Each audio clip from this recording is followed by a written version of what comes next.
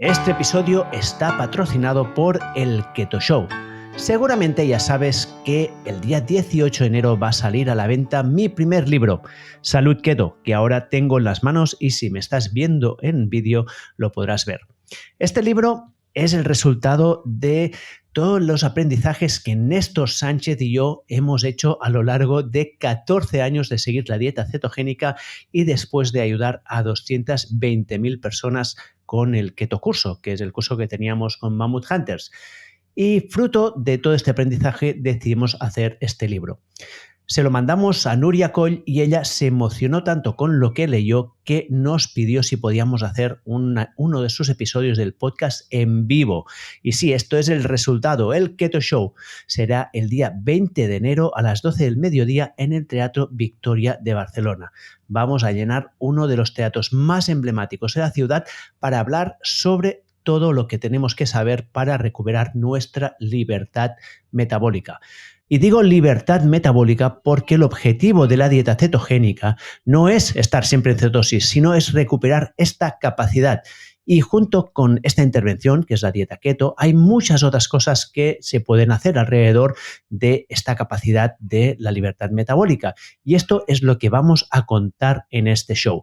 No será solo hablar de dieta cetogénica, aunque evidentemente vamos a ir a los detalles más profundos de este tema, sino que además hablaremos de todas las otras intervenciones potentísimas que te ayudarán a recuperar la flexibilidad metabólica. Así que te animo mucho a que te apuntes, que compres las entradas, te dejaré el enlace en las notas de este episodio.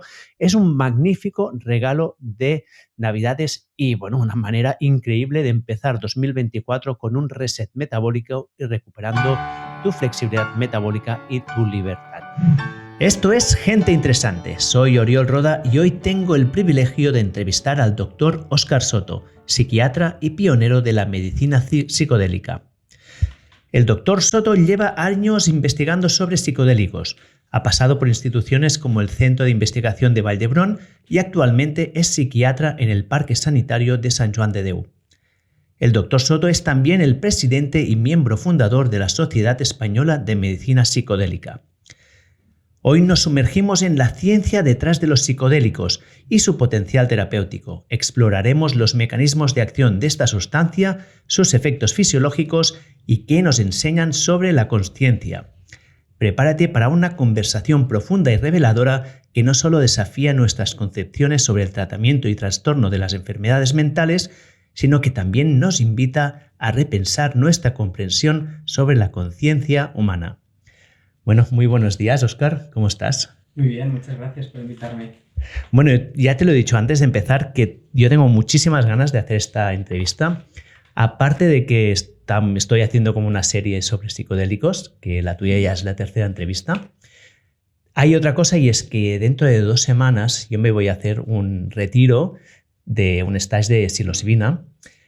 Y bueno, la verdad es que tengo un poco de miedo y de respeto a la experiencia, así que hablar hoy contigo sobre los mecanismos de acción y también un poco cómo prepararme para ir allí, creo que me irá muy bien. Un poco de terapia de preparación también con este Exacto, podcast. Un poco de preparación. Pues me gustaría empezar, como siempre empiezo las entrevistas, con un poco que me cuentes tu trayectoria de cómo llegaste tú a los psicodélicos. Vale, pues realmente mi interés inicial por los psicodélicos fue fundamentalmente cognitivo. A mí siempre me había interesado la investigación, la medicina y la psiquiatría, desde luego, y en concreto la intersección entre neurociencia y filosofía, y sobre todo lo que tiene que ver con la filosofía de la mente. Y fue a partir de los estudios que aparecieron en Imperial College, ¿no? De los que hablaremos luego, creo, sobre el cerebro entrópico y sobre teorías generales del funcionamiento de la mente basadas en estudios de investigación que se habían hecho con neuroimagen y psicodélicos, a través de lo cual me empecé a interesar en el asunto.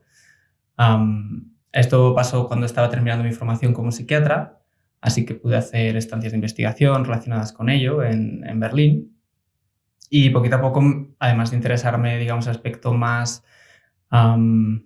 científico, también me empezó a interesar mucho el aspecto clínico, porque como psiquiatra a veces tenemos esta sensación un poco frustrante de no poder ayudar a nuestros pacientes tanto como nos gustaría, Es una disciplina muy compleja que lidia con problemas que ni siquiera entendemos muy bien y realmente ofrece una oportunidad maravillosa y que no conocíamos otra igual para tratar trastornos mentales que no estaban respondiendo al tratamiento. Así que esto me motivó a solicitar una beca de investigación con la que pude iniciar varias líneas de investigación en el Hospital Vall-d'Hebron y ahora, pues recientemente me han contratado al Hospital Sant Joan de Déu porque quieren dar un impulso a todo este tema, ¿no? Y estamos ahora desarrollando varios ensayos clínicos, líneas de investigación propias y es un campo muy prometedor en el que estoy muy contento de estar. Yo creo hacer un pequeño apunto aquí, y es que hay mucha gente que aún cuando escucha la palabra psicodélicos pues tienen miedo o piensan que están hablando de cosas muy peligrosas, y mencionar que Sant Joan de Déu, que es una institución que viene de los jesuitas religiosa, que no son las instituciones normalmente, digamos, más innovadoras y progresistas, estén haciendo una apuesta tan fuerte, para mí dice mucho sobre dónde está ahora mismo el conocimiento sobre estas sustancias, ¿no? Entonces, ¿podrías hacer un resumen muy breve de qué es lo que está pasando ahora en el mundo de los psicodélicos, sobre todo en la terapia clínica, ¿no? ¿Qué está pasando a nivel global y luego qué estáis haciendo vosotros? Vale. Pues, por un lado, para responder brevemente a lo que me comentas, claro, una de las ventajas de la ciencia, y esto realmente hay que ponerlo entre paréntesis porque todo es ideológico y todo es político, ¿no? Pero la ciencia, al final, la evidencia es muy difícil discutir con ella o estar en desacuerdo con la evidencia, ¿no? Y ves a que han sido sustancias muy estigmatizadas y que han sido prohibidas precisamente por motivos políticos y su investigación ha estado obstaculizada por motivos políticos, la evidencia de la que disponemos hasta ahora sobre su eficacia y su seguridad es tan prometedora que es muy difícil posicionarse en contra de ella, ¿no? Podemos ser más o menos escépticos, pero rechazar su investigación o rechazar su uso pues va en contra del empirismo, digamos, ¿no? Y en concreto en Sant Joan de Déu pues tenemos la ventaja de que es una institución que está abierta a incorporar una dimensión espiritual en la atención al paciente, que es algo fundamental y que en los psicodélicos tiene una dimensión más importante todavía, ¿no? Porque es mucho más fácil en una terapia con psicodélicos que esta dimensión surja y tenga un papel fundamental. En el momento actual hay varios ensayos clínicos en marcha, hay un interés enorme. Poco a poco grandes actores económicos e institucionales están entrando en el mundo de la investigación y de la implementación clínica. Probablemente el año que viene ya veamos el MDMA aprobado como terapia para el estrés postraumático en Estados Unidos y no pasará mucho tiempo antes de que ocurra lo mismo en Europa. En 1 o 2 semanas comenzaremos un ensayo con psilocibina que será la antesala para su aprobación y comercialización en Europa. Probablemente, ¿para tratar qué? Para la depresión resistente. Como son fármacos, ¿no? O sustancias que, por un lado, estaban estigmatizadas y prohibidas y era muy difícil su investigación, y por otro lado, su eficacia todavía no es conocida, las indicaciones para las que se han ido investigando eran indicaciones en las que se carecían de tratamientos efectivos. De hecho, el primer estudio como que abrió nuevamente el paradigma para que se pudiera volver a comenzar a estudiar estas sustancias, que comenzó en 1996 y se publicó a principios de años 2000, lo utilizó para tratar la ansiedad frente a la muerte de personas con enfermedades terminales, porque eran personas en las que pues, se podía utilizar de manera compasiva ya que carecían de otras alternativas, ¿no? Claro.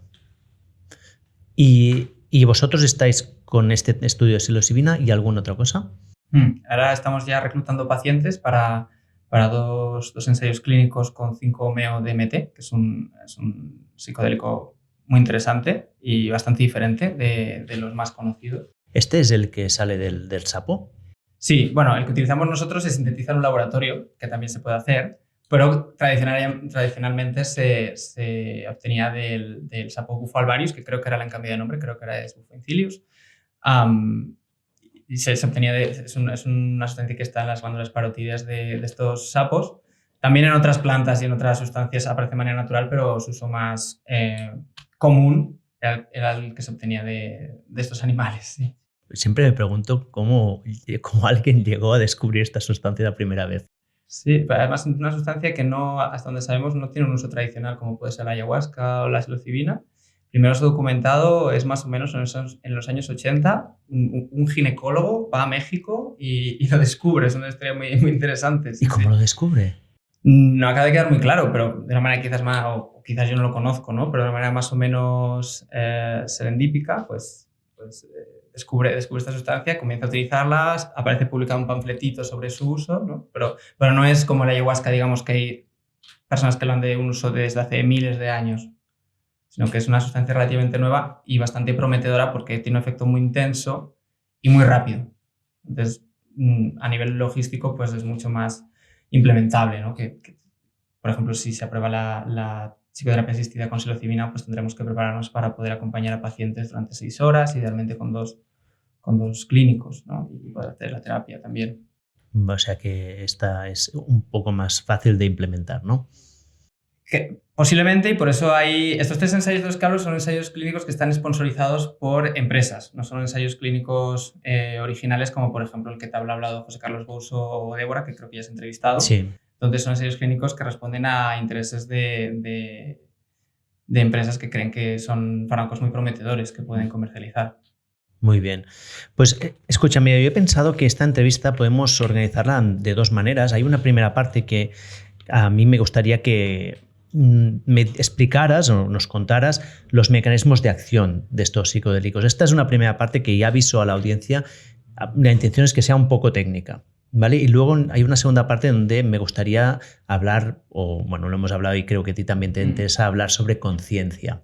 Esto lo digo para quien esté escuchando y si quiere pasar directamente a la parte de la conciencia, que será un poco más filosófica, pues os dejaré en las notas el tiempo en el momento en que esto sucede, pero yo me gustaría entrar primero en la bioquímica de los psicodélicos y tengo aquí una batería de preguntas y empezaría como que nos contaras un poco cómo se clasifican, de forma general, para entender un poco la clasificación general de los psicodélicos. Pues eso es una pregunta muy interesante. Porque el término psicodélico es un término que hace referencia a que son sustancias que causan estados alterados de conciencia. Hace referencia a las sensaciones subjetivas que una persona experimenta cuando ingiere una de estas sustancias. Es un término que lo acuña un psiquiatra en sus cartas de correspondencia con Aldous Huxley, que él había hecho autoexperimentación con mescalina, y que significa revelador de la mente. Por lo tanto, es muy complejo correlacionar la química con la fenomenología, ¿no? Este es uno de los grandes problemas de la psiquiatría y de la neurociencia.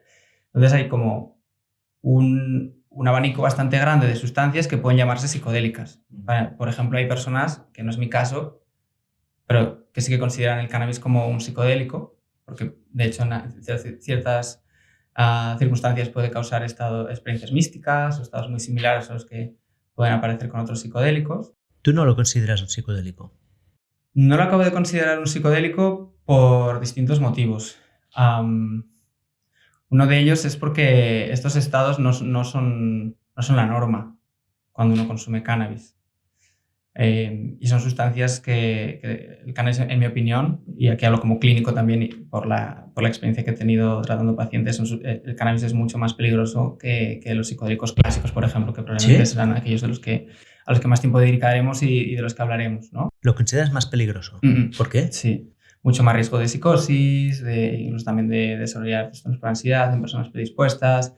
Es un riesgo que está totalmente documentado. Y además, luego hablaremos, ¿no? Cuando hablaremos como de los mecanismos psicológicos, que el cannabis, por ser una sustancia también que te permite atenuar el tono emocional, te permite entrar en estas conductas evitativas hacia los problemas que con los psicodélicos no es posible, digamos, con los psicodélicos clásicos. Entonces, es una sustancia que sí que, de nuevo, también uno de los temas fundamentales de los psicodélicos, y creo que también luego me lo preguntarás, es el contexto, ¿no? Entonces, sí que es verdad que el cannabis en algunos contextos determinados puede ser utilizado y se usa como un psicodélico con objetivos parecidos y se logran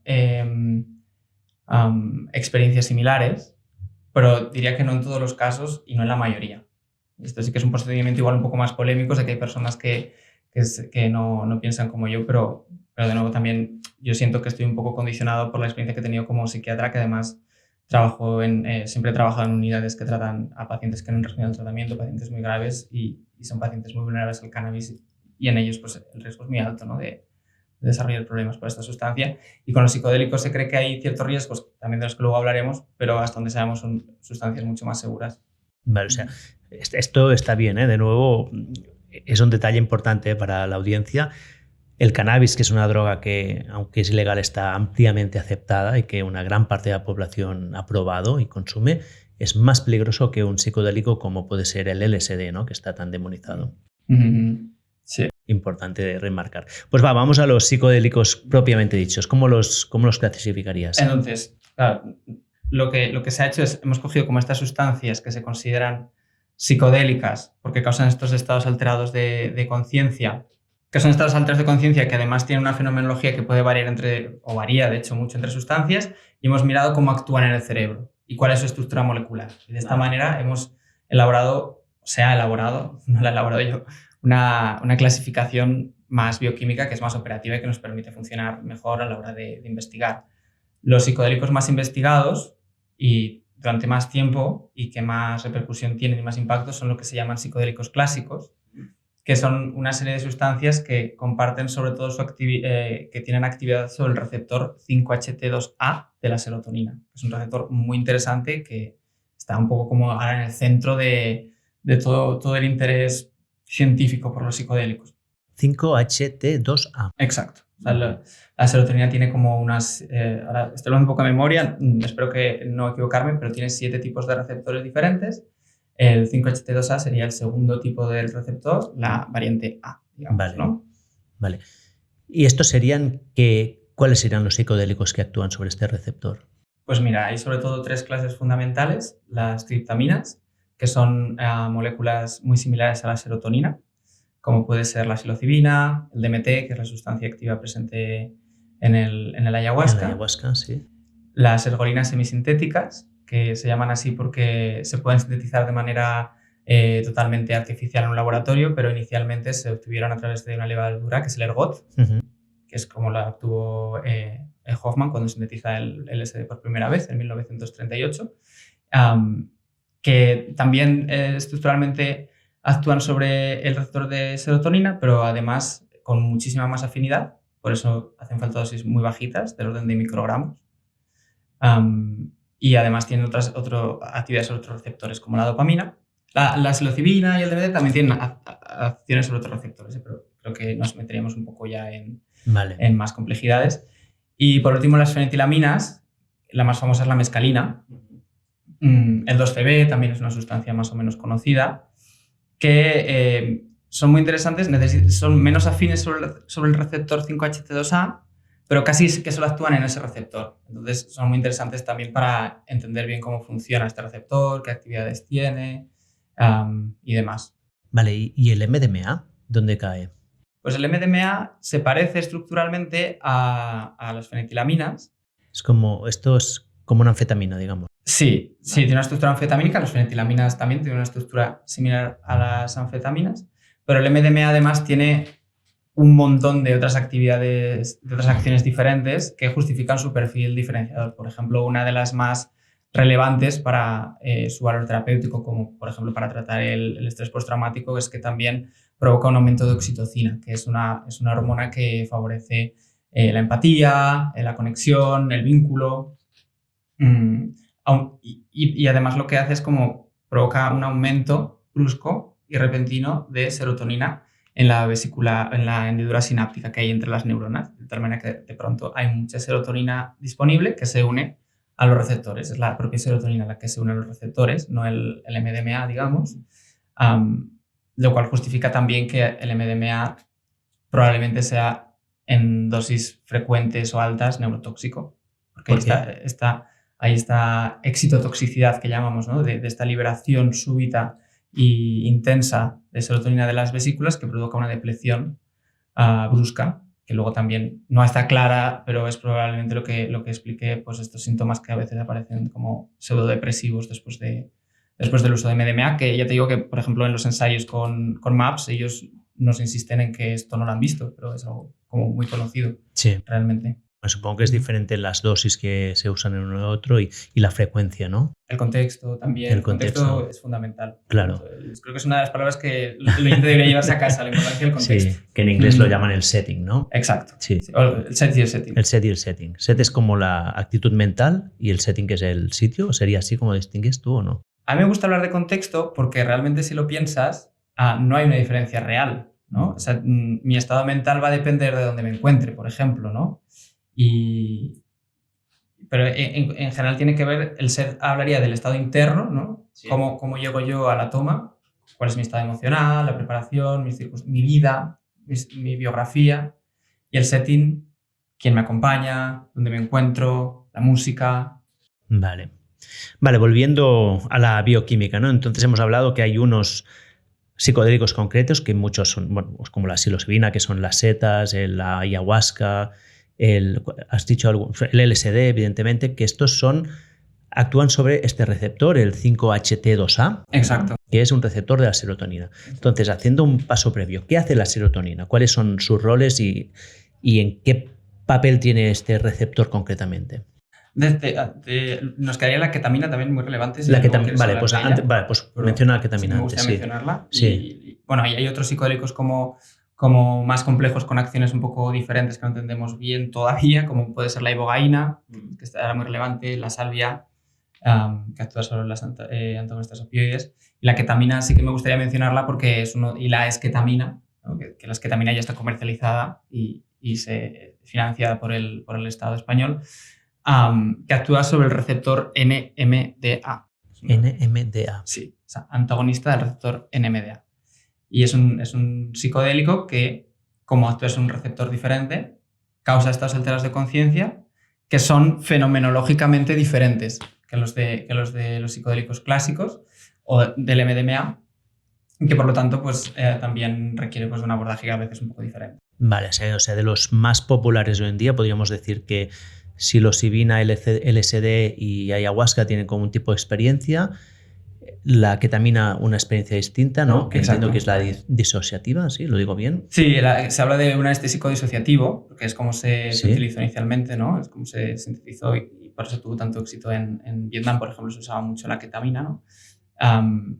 Sí, causa como síntomas de disociación y a la vez también otros síntomas. La disociación sería como una parte de lo que causa. Y luego el MDMA, que tiene esta subida de oxitocina y liberación de serotonina que genera esta empatía, ¿no? Exacto. Pues el MDMA muchas veces se le mete dentro de una clase propia que le dan a él, que es de entactógeno o empatógeno. Empatógeno, sí.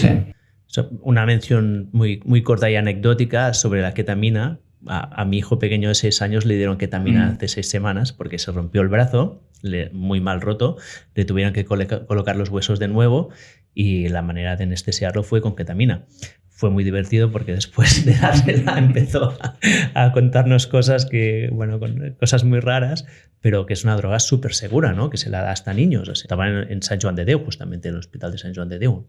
Sea niños, sea ancianos, se utiliza en situación de guerra, es una de las fármacos considerados como indispensables por la Organización Mundial de la Salud y que deberían de estar en el arsenal terapéutico de todos los países y hospitales porque es un anestésico muy seguro lo cual permite utilizarlo en situaciones complejas o de riesgo vital.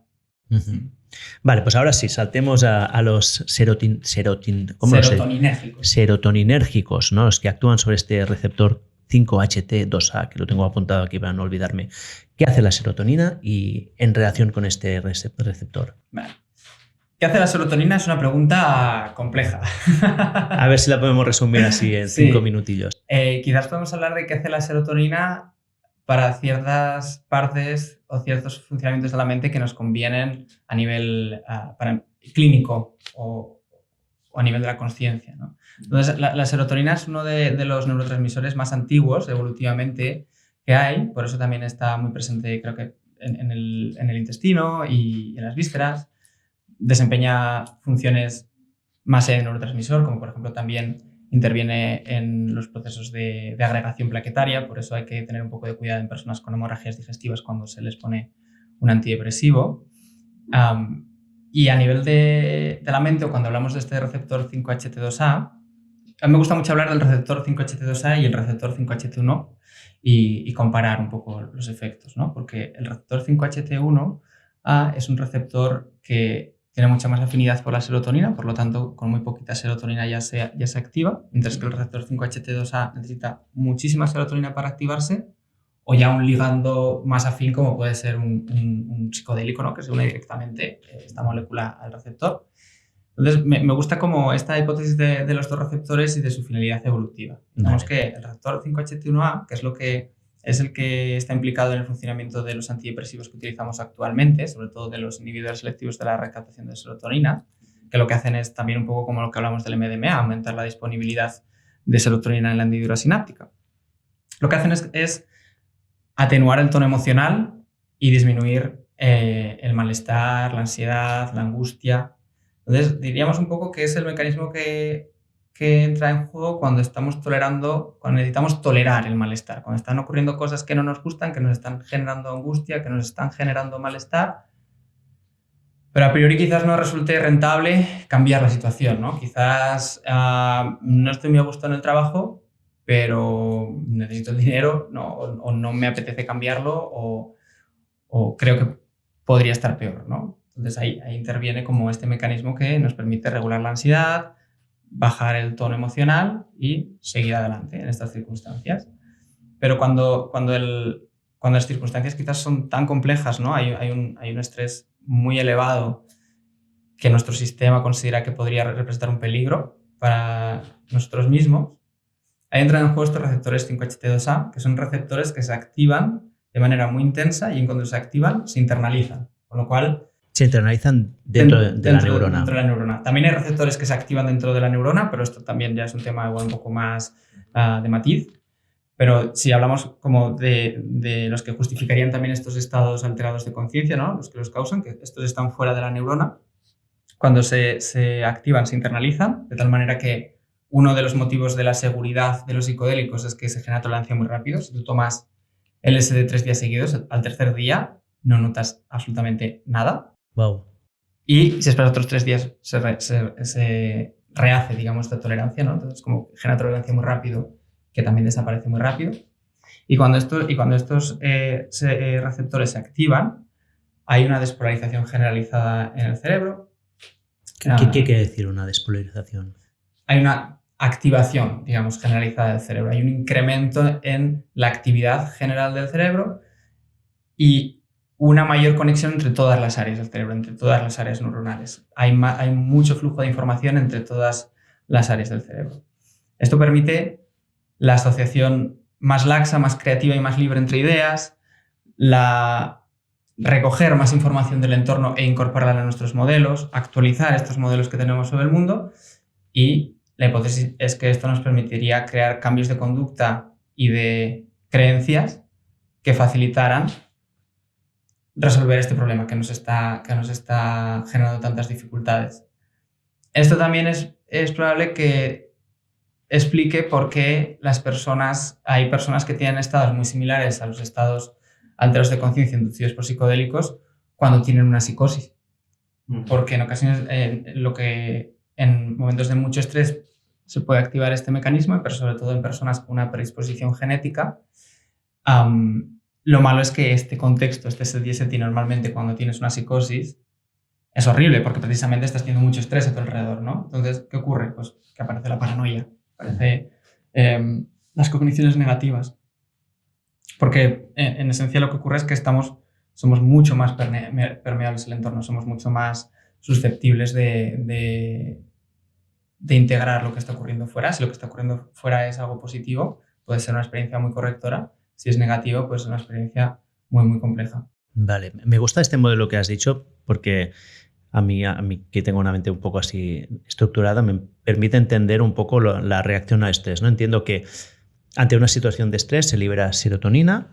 Cuando estos niveles están relativamente bajos, esto activa unos receptores que te permiten, digamos, que gestionar este estrés, ¿no? O sea, no hundirte, ¿no? Mantener la moral, ¿no? Un poco estar bien psicológicamente ante este estrés.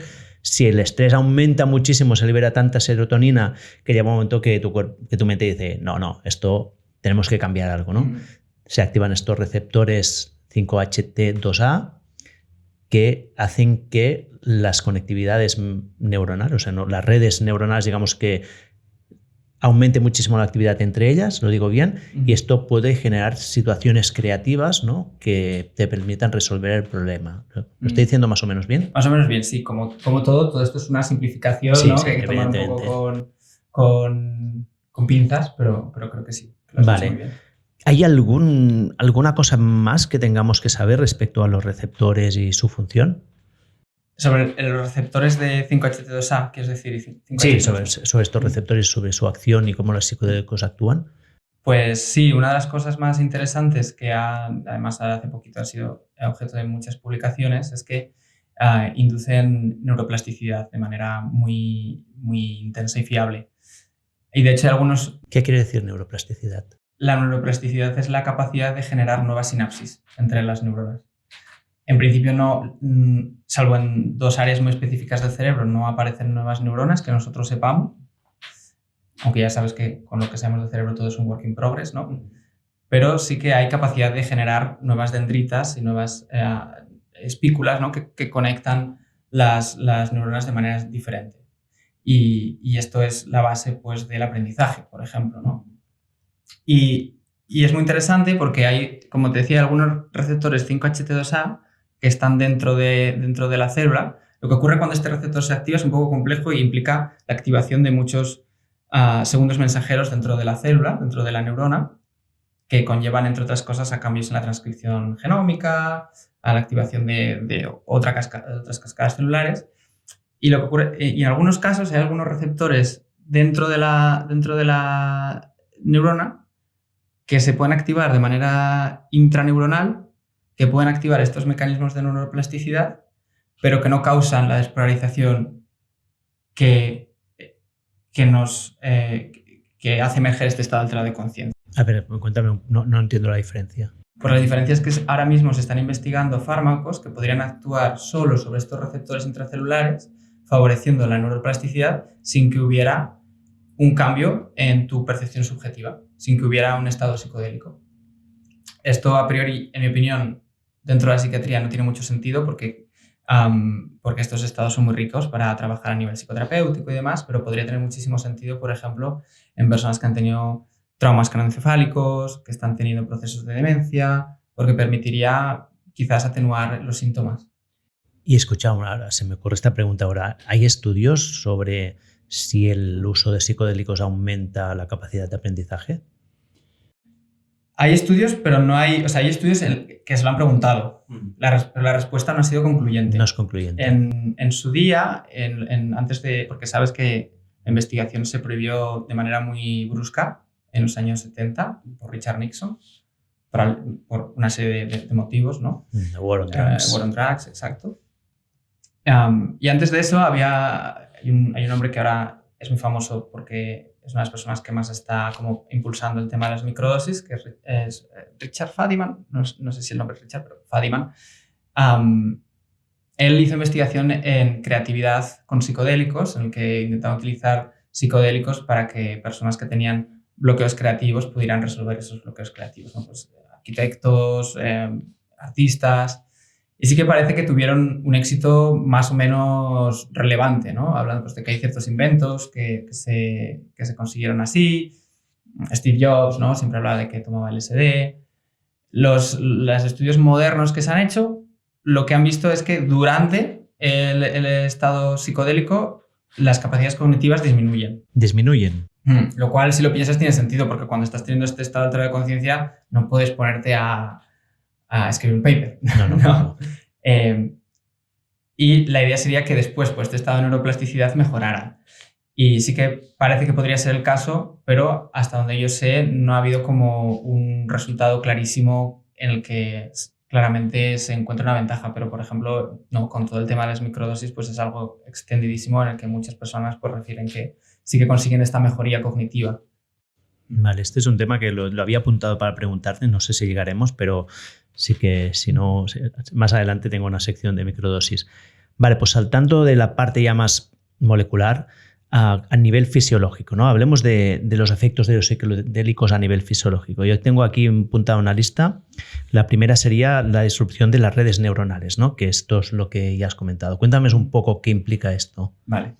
Pues mira, inicialmente se hablaba mucho como de la red neuronal por defecto, ¿no? Que Sí. es esta red neuronal que está muy estudiada en la psiquiatría, también tiene mucho que ver con lo que ocurre cuando uno medita, que es una red neuronal que está activada cuando no estamos haciendo nada y que parece que tiene que ver con la reflexión y con esta percepción que tenemos de nosotros mismos, que quizás cuando se desactiva pues podría justificar estos fenómenos de disolución del ego. Entonces, en los primeros pasó una cosa muy curiosa al principio cuando se empezó a estudiar neuroimagen, porque al principio dijeron la red neuronal por defecto se activa más. Y luego, aquí en Barcelona, Jordi Riba, ¿no? Que era uno de los pioneros que ya falleció, vio que se desactivaba. Entonces eran como el equipo de Zúrich veía que se activaba, el equipo de Barcelona veía que se desactivaba.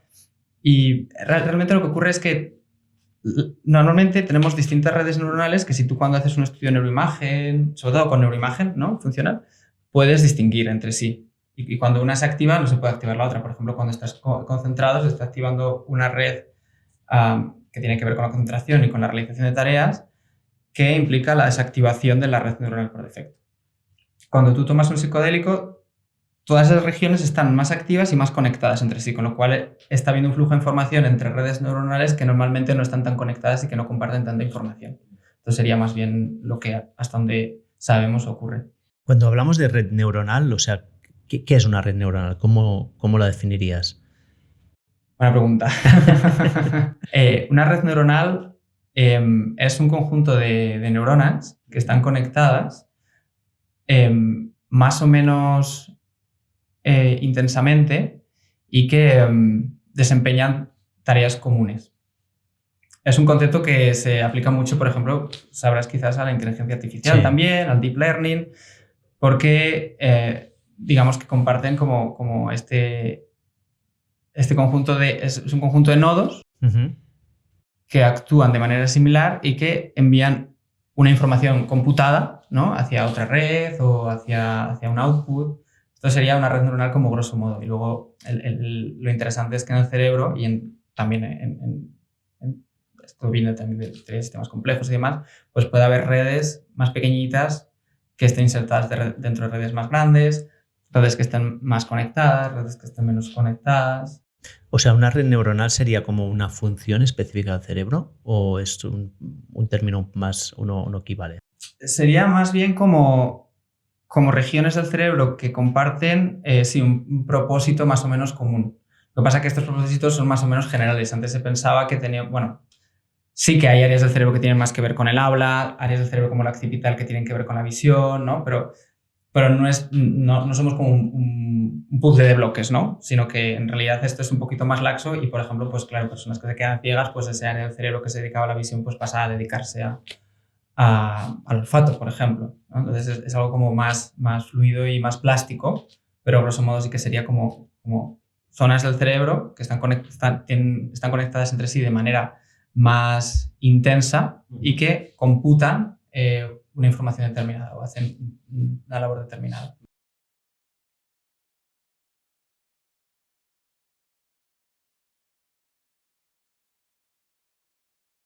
La palabra clave es jerarquía, yo creo. Sí, porque las áreas del cerebro están conectadas de manera jerárquica, de tal manera que lo que hablamos de regulación top-down, ¿no? Las áreas superiores del cerebro, que son las que se corresponden con nuestra voluntad, son capaces de modular la activación de redes neuronales y de áreas del cerebro que están supeditadas a ellas y viceversa. También hay como información bottom-up, ¿no? Que está regulada por esta regulación top-down. Entonces, cuando en un estado psicodélico esta jerarquía desaparece, de tal manera que es mucho más fácil que la información, por ejemplo, emocional, entre en nuestra consciencia, en nuestras redes neuronales o en nuestras áreas superiores. Y las redes superiores no tienen tanta capacidad para filtrar la información sensorial que recibimos y que estamos constantemente filtrando y seleccionando. Vale, o sea, elimina los filtros un poco lo que hace. Un poco sí.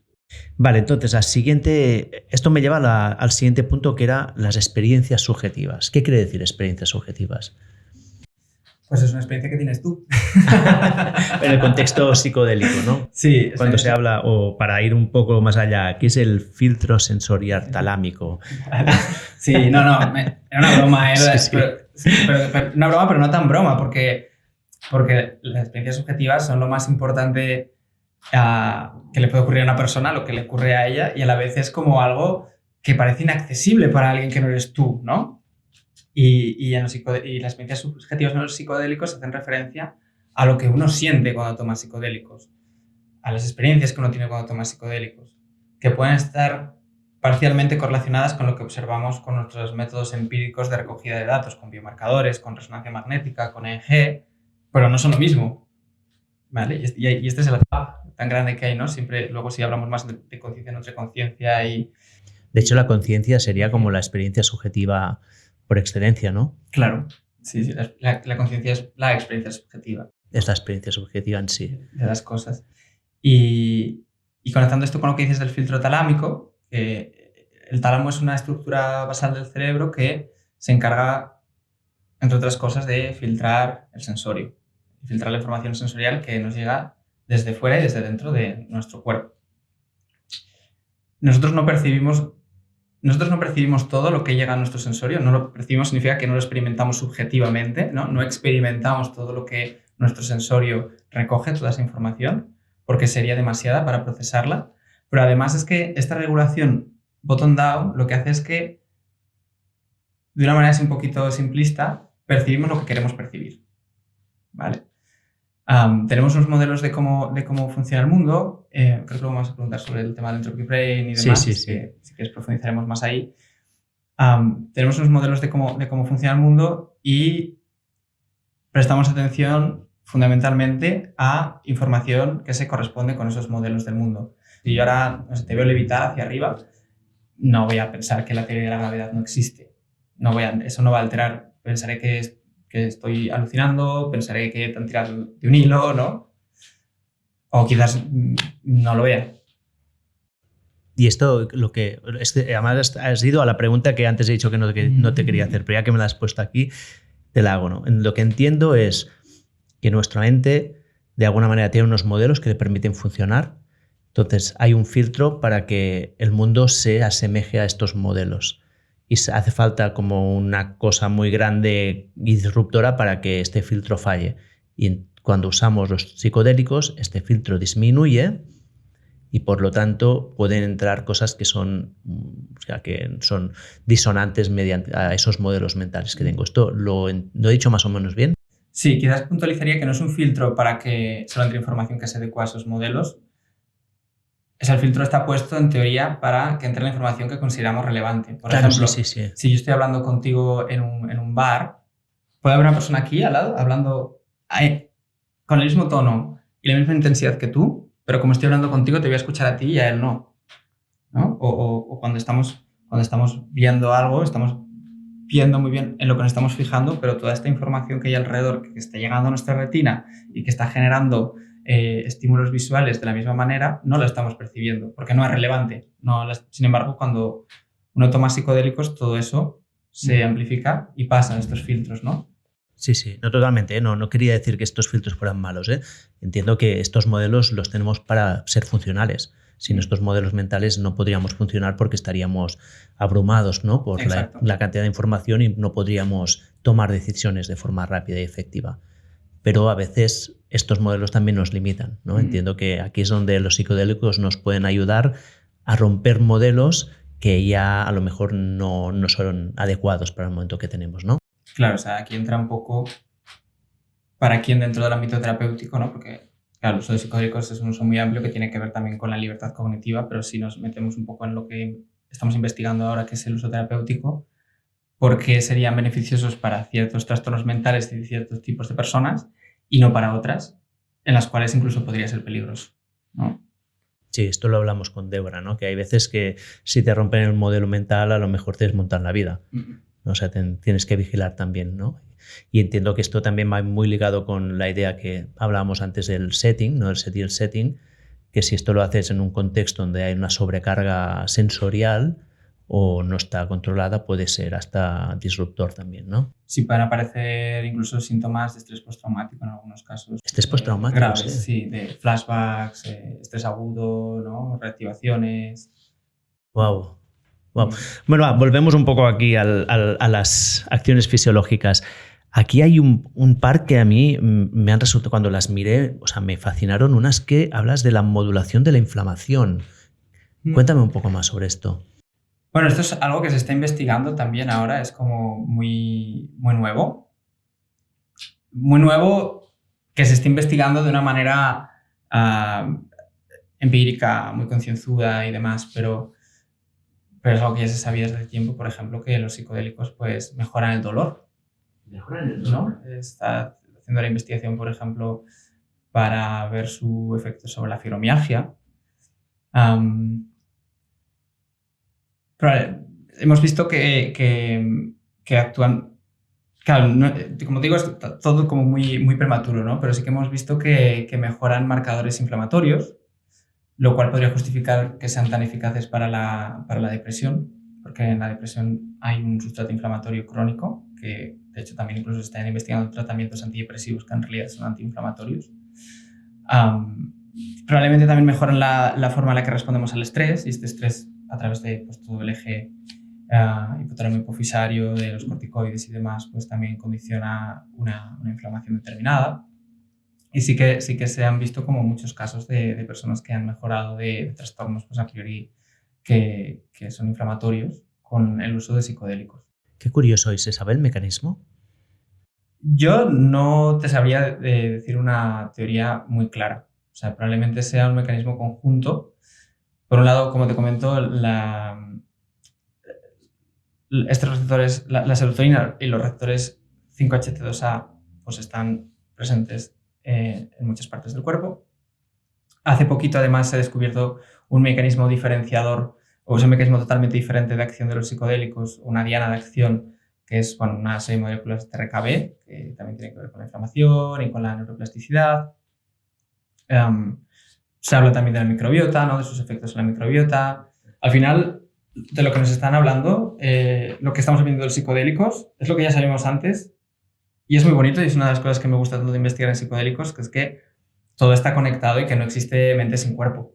Claro. Lo que ocurre en la mente tiene repercusión en el cuerpo y lo que ocurre en el cuerpo tiene repercusión en la mente. Sí, y de hecho aquí has hablado de la microbiota y este es el siguiente punto que te va a comentar, que es este eje intestino-cerebro. Y repasando un poco la literatura, vi que el 90% de la serotonina del cuerpo está en el intestino. Y esto a mí me dejó sorprendido. Entonces, ¿qué implicación tiene esto?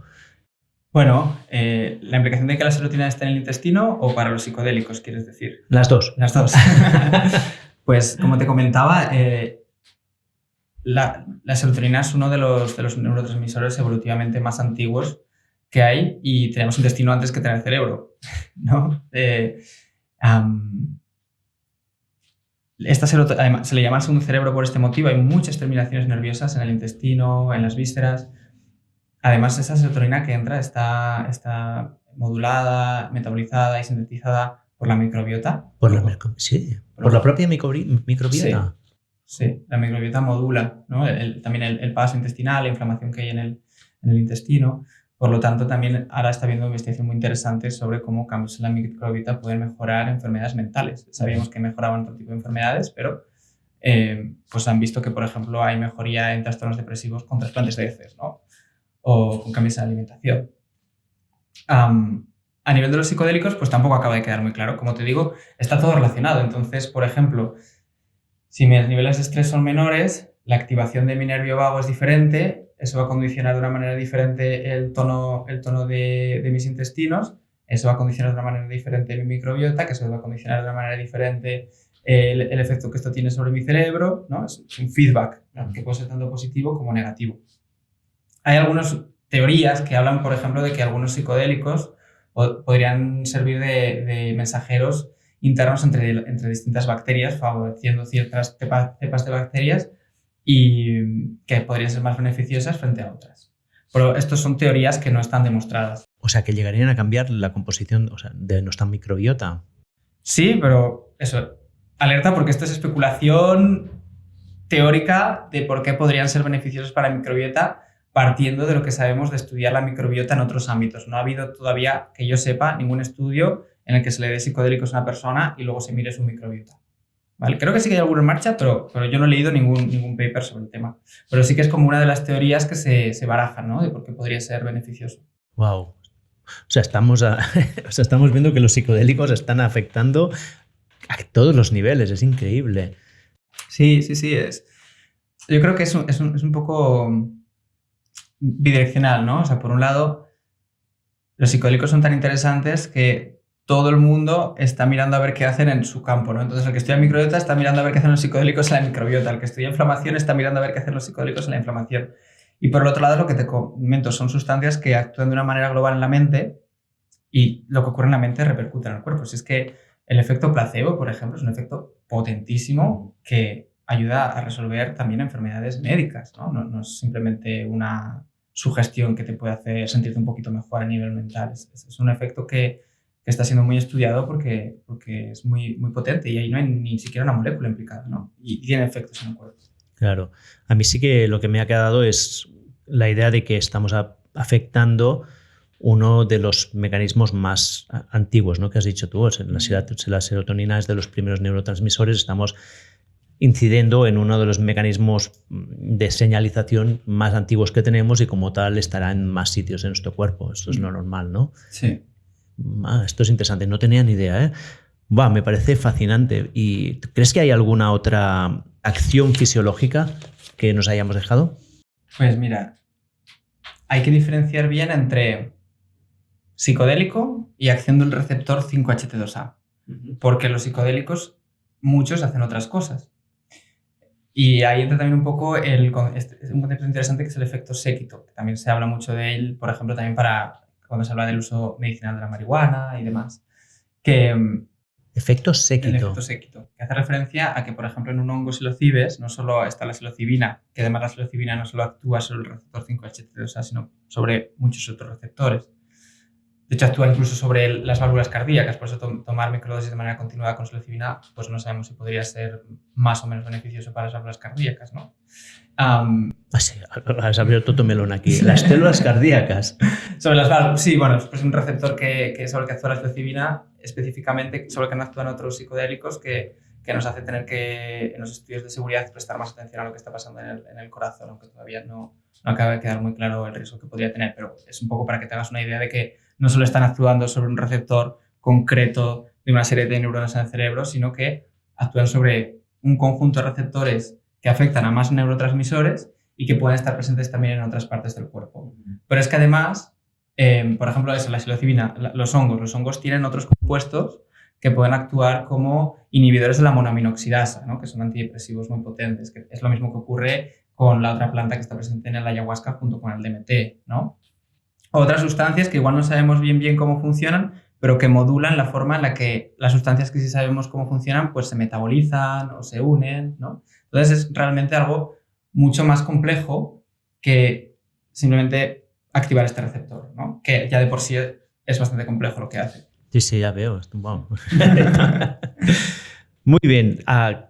¿Nos dejamos algo aquí o...? ¿Sobre mecanismos de acción? Sí. Déjame pensar. Bueno, si nos metemos luego en el tema subjetivo, creo que no. Vale. Sí, solo mencionar que hay uno que no te he puesto ahora en la lista porque ya habías mencionado antes, que era la neuroplasticidad, ¿no? Que es esta capacidad que tiene de generar nuevas dendritas, de las que creo que también es súper interesante. Pues hacemos el salto aquí que había prometido en el principio de la entrevista y ya llevamos una hora hablando de mecanismos. Vamos a hablar de conciencia. Vale. Que este sí que es un tema, sería como otra entrevista distinta casi esta, ¿eh? Porque ya no hablaremos de mecanismos de acción, sino de cómo entender quiénes somos a partir de estas experiencias psicodélicas, ¿no? Y para empezar, me gustaría que nos contaras un poco la teoría del cerebro entrópico y de la energía libre. Vale. ¿Qué consiste esto? Pues esto es, como decía, una teoría muy sexy, que es la que me hizo a mí interesarme por todo este mundo, y que viene, bueno, al final las cosas no salen de la nada, no es como que ahora hayan venido pues, un grupo de científicos, hayan visto lo que pasa en el cerebro cuando das psicodélicos y han elaborado esta teoría, ¿no? Viene de una serie de investigaciones sobre cómo funciona la mente que incorporan las teorías de la información, sobre todo, y de la estadística bayesiana, de la inferencia predictiva. Y, grosso modo, hablan de que en el cerebro, como en los sistemas complejos, hay estados de mayor o menor complejidad y de mayor o menor libertad, ¿no? Mayor o menor entropía. Cuenta un poco más esto. ¿Qué quiere decir entropía en este contexto? Entropía, ¿no? Claro, es que no es exactamente lo mismo que la entropía termodinámica, es la entropía informacional y tiene que ver con los grados de libertad para generar conexiones entre distintas partes del cerebro y de computar información y de integrar información. Si hay más entropía es más conectividad. O sea, diríamos que en los estados entrópicos es más difícil predecir el estado en el que está un sistema, porque hay más grados de libertad y más estados posibles que en estados de baja entropía. En lo que se traduciría a nivel clínico es que en los estados de baja entropía hay modelos muy precisos de comportamiento, de funcionamiento del mundo, pero muy ajustados a una serie de condiciones determinadas. Los modelos en los estados más entrópicos es más fácil saltar de un estado a otro, por lo tanto son más permeables a la información, quizás son más flexibles a nueva información, pueden adaptarse a más contextos, pero son menos precisos. ¿Vale? Que ahí también entra este concepto de la estadística inferencial y de la estadística bayesiana, de que como el propósito de la mente dentro de este modelo que yo comparto es predecir el mundo, establecer modelos generativos del mundo para adaptarnos a él, ¿no? Quiero saber lo que va a ocurrir para poder responder en consecuencia.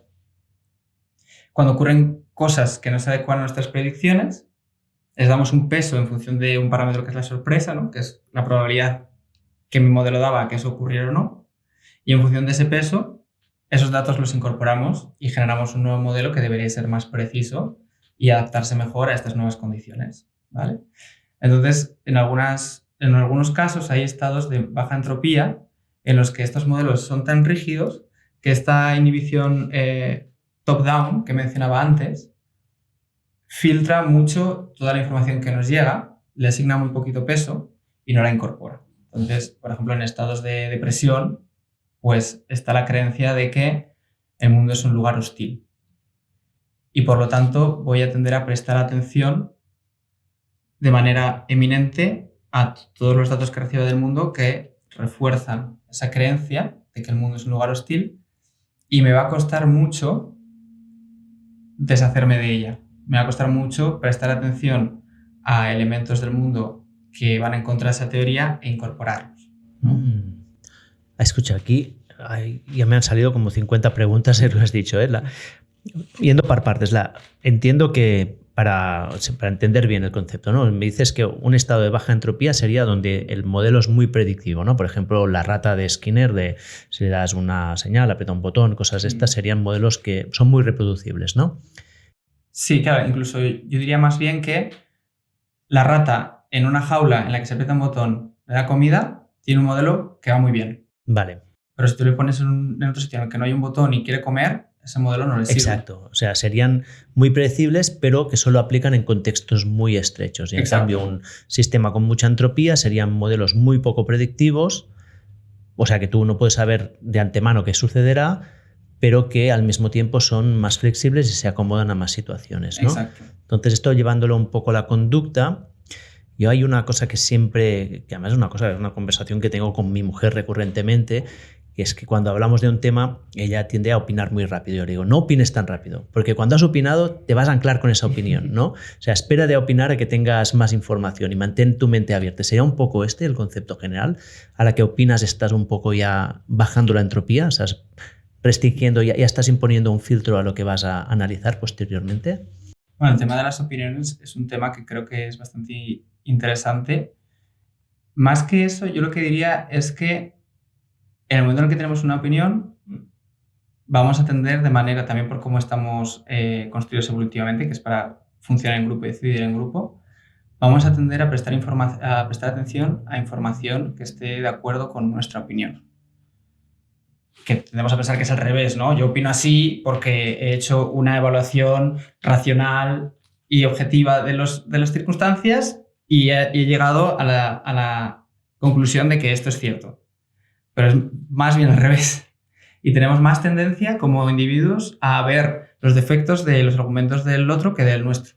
Y lo que digo, esto realmente surge de que nosotros hemos evolucionado para pensar en grupo. Entonces, cuando varias personas están debatiendo, si 6 personas tienen 6 opiniones diferentes y cada una de ellas tiene capacidad para prestar atención a los defectos de las opiniones de los demás, vamos a llegar a una opinión intermedia, ¿no? Lo que pasa que ahora también, como tenemos este problema de las cámaras de eco, ¿no? De la capacidad selectiva de la información, los algoritmos, se está exacerbando muchísimo también y está dando lugar, ¿no? A todas estas polarizaciones en la opinión que están ocurriendo ahora. O sea, has hablado de inteligencia colectiva ahora aquí, ¿no? Sí.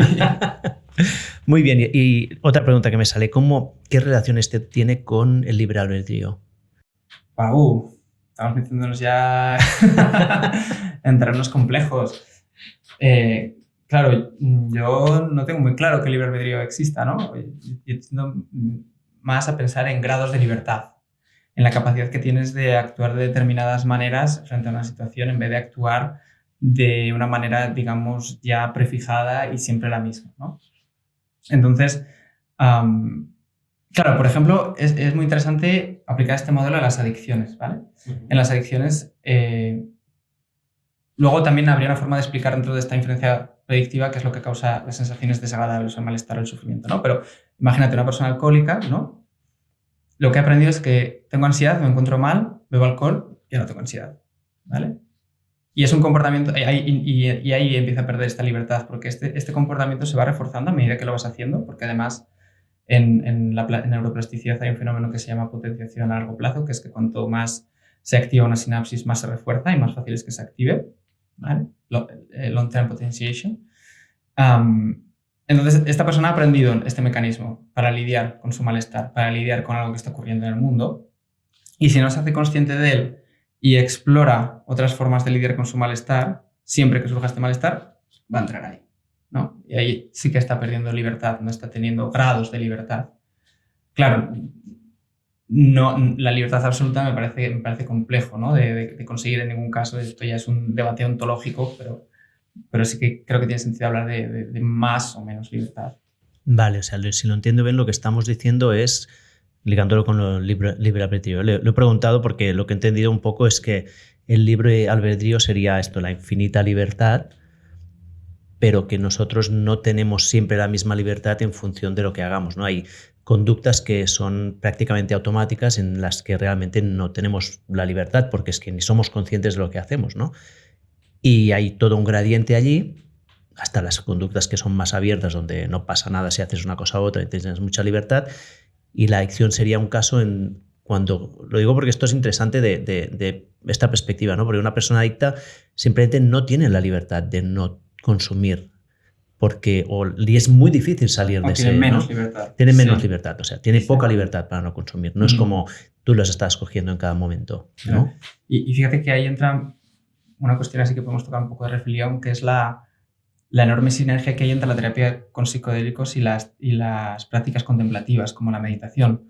Porque todas las prácticas que trabajan la atención y la conciencia lo que te permiten es ser consciente de estos comportamientos. Y es un poco lo que ocurre también en la terapia con psicodélicos, que una de las cosas que más investigamos y que son más interesantes es lo que se conoce como insights, ¿no? Que es darte cuenta de algo que antes no te dabas cuenta, de un patrón que tenías, de una forma de comportamiento. Y cuando te das cuenta, es como que lo ves desde fuera y ahí ya tienes una relación diferente con el problema, porque puedes elegir, ya no eres tú el problema, te desidentificas con el problema y puedes cambiarlo.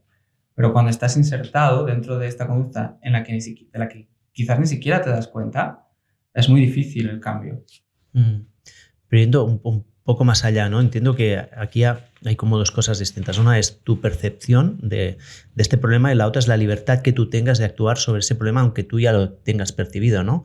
Entonces entiendo que los psicodélicos, y corrígeme si lo que estoy diciendo no tiene sentido, es que a nivel, digamos, puramente casi físico, de teoría de información, como de golpe te permiten reconectar circuitos neuronales, te permiten salir un poco, te permiten aumentar un poco la libertad, o sea, esa red neuronal o ese circuito neuronal que estaba tan reforzado a base de usarlo, como los psicodélicos te permiten un poco reconectar, tienes la opción de salir en ese momento, ¿no?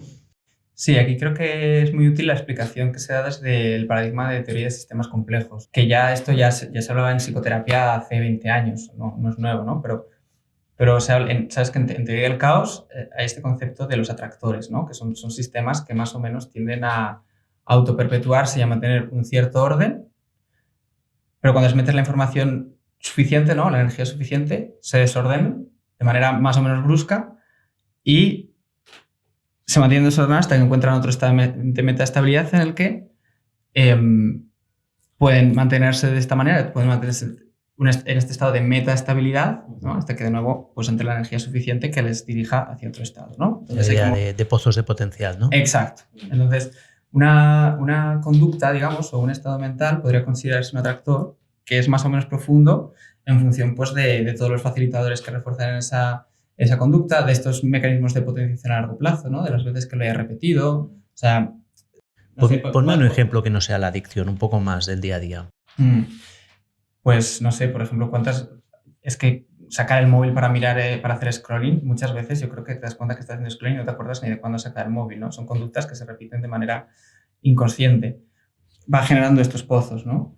Entonces, los psicodélicos, digamos que al aumentar esta entropía y meter toda esta información, nos facilitan salir de este estado, de estos pozos de atracción, de estos atractores, fuera de un estado de metaestabilidad, pero el siguiente estado de metaestabilidad en el que entres probablemente dependa mucho de la preparación que has hecho y de la psicoterapia y de a qué estado quieres ir tú, ¿no? Por eso trabajamos mucho la intención, los cambios de conducta y demás, porque si tú consigues, por ejemplo, si este estado, consideramos la depresión un estado, ¿no? Un estado de metaestabilidad. Si tú a la persona la sacas de este estado, pero no le metes en el otro y aportas la energía suficiente para que ese otro estado, ese pozo se profundice, enseguida va a volver. Esto es lo que te iba a preguntar yo ahora. Porque este metaestado, aunque tú no lo estés visitando en ese momento, sigue ahí. Claro. Y si llegaste a él es porque ha habido cosas en tu vida que te tiran hacia esa dirección. Hay algo que lo refuerza, ¿no? Claro. Que está facilitando que alcances ese estado. Vale, entonces, ¿esto cómo liga con la conciencia? ¿Cómo liga con la conciencia? Pues buena pregunta. Una de las cosas que vemos con los psicodélicos son fenómenos como muy extraños que nos conducen a un debate sobre ontología, sobre epistemología, ¿no? O sea, cuando una persona experimenta que su conciencia desaparece y que es uno con el todo y que forma parte de la totalidad de las cosas, ¿eso es mentira porque no lo podemos medir? ¿O es verdad porque para esa persona ha sido verdad? ¿O es verdad de manera independiente? Realmente esa persona estaba siendo uno con todas las cosas, ¿no? ¿Qué está pasando ahí? Hay una serie de experiencias que ocurren con los psicodélicos que a veces no cuadran con el paradigma naturalista reduccionista que impera en muchas partes de la ciencia, pero que existe, porque, o sea, es real para la persona que la experimenta, ¿no? Y entonces nos hace hacernos muchas preguntas sobre qué es la conciencia, que están surgiendo también en otros campos, ¿no? Ahora hay incluso una rama de la física que se está preguntando sobre el panpsiquismo, ¿no? Sobre si la conciencia sería realmente el campo sobre el que surgen los fenómenos, sobre el que surgen el tiempo, sobre el que surgen las dimensiones, sobre el que surges tú, sobre el que surjo yo, ¿no? Que la conciencia sería como... ¿Esto tiene algún tipo de evidencia? Porque yo lo he escuchado algunas veces, o sea, simplemente para quien no haya seguido lo que ha dicho ahora Óscar, estamos hablando de la física, o sea que habría un campo, como puede ser el campo electromagnético o la gravitación, que sería el campo de conciencia. O sea que ya dejaríamos de hablar de una experiencia subjetiva o ilusoria, ¿no? De que la mente está creando la conciencia como una ilusión de algo, sino que es una cosa real que existe en el mundo. Es que aquí entramos un poco en qué es lo real. Claro. ¿No? Y aquí sí que igual me gustaría hablar como de más allá de filosofía del siglo XX y también de filosofía budista, en el sentido de que en el siglo XX los fenomenólogos, ¿no? Husserl y Heidegger y demás dicen, vale, yo creo que esto es una mesa, pero no tengo muy claro si la mesa existe o no, porque sí, no sé muy bien qué es una mesa, ¿no? Entonces, vamos a hacer un paréntesis, vamos a decidir que esto no sé lo que es y vamos a describirlo muy bien antes de ponerle un nombre antes de asumir lo que es, ¿no? Entonces, se trataba un poco de eliminar las proyecciones mentales que teníamos del mundo y ver un poco qué es lo que surge cuando observamos el mundo sin estas proyecciones, sin estos presupuestos, ¿no? Y es un poco, pues, también de lo que habla en la Abhidharma, que es la psicología budista, que es un poco cómo explican ellos que funciona la mente y que tiene que ver con que los fenómenos surgen de manera codependiente con la conciencia. Sin una conciencia que esté proyectando categorías al mundo, no podríamos entender el mundo tal cual es. Por ejemplo, el hecho de que entendamos la materia como hecha de pequeños átomos y pequeños electrones no significa que estos existan independientemente de nosotros, ¿no? Un apunte aquí, o sea, mi visión sobre esto es, una cosa es nuestra percepción, evidentemente no puede estar desligada de la conciencia, pero si existencia independientemente de nuestra percepción, que evidentemente sería como si no podemos percibir no existe, o sea, si una máquina si nosotros vemos que una máquina esté recogiendo estos datos, de alguna manera esta máquina sí que lo está percibiendo sin una conciencia, o sea, la percepción no requiere una conciencia. ¿Qué significa la percepción? Recogida de información, la percepción o sea, recogida de información, sí. Vale. Claro, yo tiendo a discrepar un poco, o sea, en el sentido de que, mira, hay un libro que para mí es muy importante que se llama The Embodied Mind, que era el que dije que iba a recomendar, que está escrito por Francisco Varela. Él era un neurofisiólogo que empezó a investigar sobre la conciencia y sobre la percepción. De hecho, él empezó a investigar sobre la percepción visual. Y habla de este fenómeno que él llama enactivismo. Que el enactivismo tiene que ver, y esto igual daría para otro podcast, ¿no? Pero muy por encima, con que la conciencia no está, o sea, no podemos entendernos separados del resto del mundo. O sea, no existiríamos si estuviéramos metidos en una caja separada del resto del mundo. Somos en relación al mundo. Y por lo tanto, la conciencia o la mente no es una cosa que está como encerrada y separada del mundo, sino que surge de la interfaz con el mundo. Esto quizás sea como una forma más interesante de explicar la codependencia de los fenómenos, ¿no? Entonces, no se trata que sí, y podríamos debatir más sobre la existencia fundamental de las cosas o no, sino que el hecho de que yo vea esto como si fuera una mesa es porque le estoy imprimiendo un significado a una serie de percepciones que están surgiendo. Sí, no sé cómo lo está percibiendo si viniera un extraterrestre o un perro, no sé cuál sería su experiencia de esto. O ni siquiera sé cuál es la experiencia que tú estás teniendo. No sé si tú ves el rojo igual que yo, ¿no? Es como este gap. Claro. ¿No? El problema duro de la conciencia al final que es muy difícil de sobrepasar. Vale. Pero sí que los psicodélicos, al relajar estas categorías que nosotros imprimimos sobre el mundo, nos permiten experimentar esta naturalidad de una manera directa y empírica, ¿no? Entonces el debate está sobre eso, sobre si esto es algo, si partimos de... Y es lo que te hablaba de que la ciencia muchas veces es política, porque el reduccionismo naturalista es un axioma. No es algo que se pueda demostrar. ¿Qué entiendes tú por reduccionismo materialista?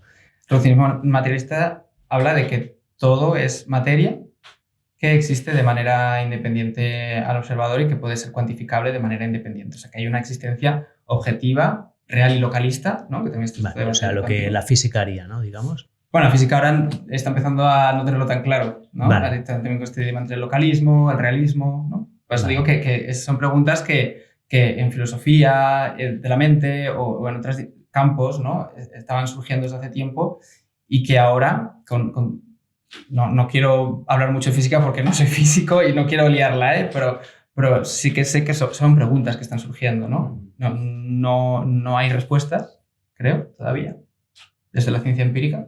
De otras cosas porque es muy difícil, ¿no? Me dices ¿cuál es la evidencia de que la conciencia es suicida a todo? Es que ¿qué experimento podríamos diseñar para medir esto, ¿no? Es muy complejo. Claro, es que el tema es que ya la conciencia, para empezar a definirla, ya es como... Claro. Es súper complicado de definir. Claro. Y entonces, o sea, te cuento me acuerdo que yo escuché, vi hace muchos años una TED Talk, que no me acuerdo de la persona que la hizo, pero era una mujer que contaba que había tenido una experiencia, que le había cogido, no sé si un ictus o un problema mental y que había tenido que llamar al médico y mientras estaba llamando... de alguna manera se le habían conectado los hemisferios, bueno, ya hablaba así en ese momento, que se le habían conectado los hemisferios del cerebro, que se había activado el hemisferio, no sé si la parte izquierda o derecha, y que tenía esta sensación de que era uno con todo, ¿no? Esa sensación o esta experiencia que es la esencia de la experiencia mística, ¿no? Que es la unidad con el universo, yo soy uno con todo, la disolución del ego. Y ella lo decía como que había sido, pues que se había activado una parte del cerebro que normalmente no está activada, ¿no? Hablaba de hemisferios del cerebro, aunque supongo que no sé si es así o es un reduccionismo. Esto es un poco parecido a lo que pasa con los psicodélicos, ¿no? ¿O no? Sí, hay también muchas teorías para explicar lo que ocurre cuando hay una experiencia mística y por qué ocurre. De nuevo, hay muchos paralelismos con el budismo, con las disciplinas contemplativas, porque hablan de estas experiencias, ¿no? Si lo piensas, el hecho de que seamos uno con el universo, hasta dentro de un paradigma empírico reduccionista, es cierto. O sea, somos los efectos de causas que han ocurrido detrás de nosotros y somos las causas de efectos que ocurrirán después. Estamos totalmente conectados con el mundo, no existimos como en una caja fuera del mundo. Estamos constantemente actuando y siendo actuados, ¿no? Lo que pasa es que hemos construido esta percepción defensiva del ego por muchos motivos evolutivos que tienen mucho sentido. Para empezar, porque tenemos que referenciarnos con el mundo de alguna manera, ¿no? Si yo me siento tú y yo a la vez, ¿cómo me puedo relacionar con el mundo, no?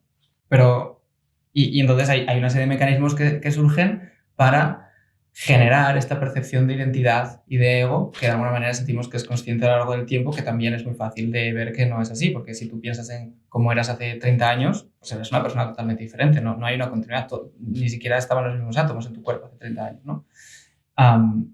Entonces, cuando aparecen estas experiencias místicas, y no hay como muchas teorías que explican de por qué a nivel neurobiológico surge, ¿no? Que hablan pues, de la red neuronal por defecto, que hemos hablado antes, hablan del rol del glutamato, hablan del rol de algunas áreas más específicas del cerebro. A ver, cuéntame un poco más sobre esto.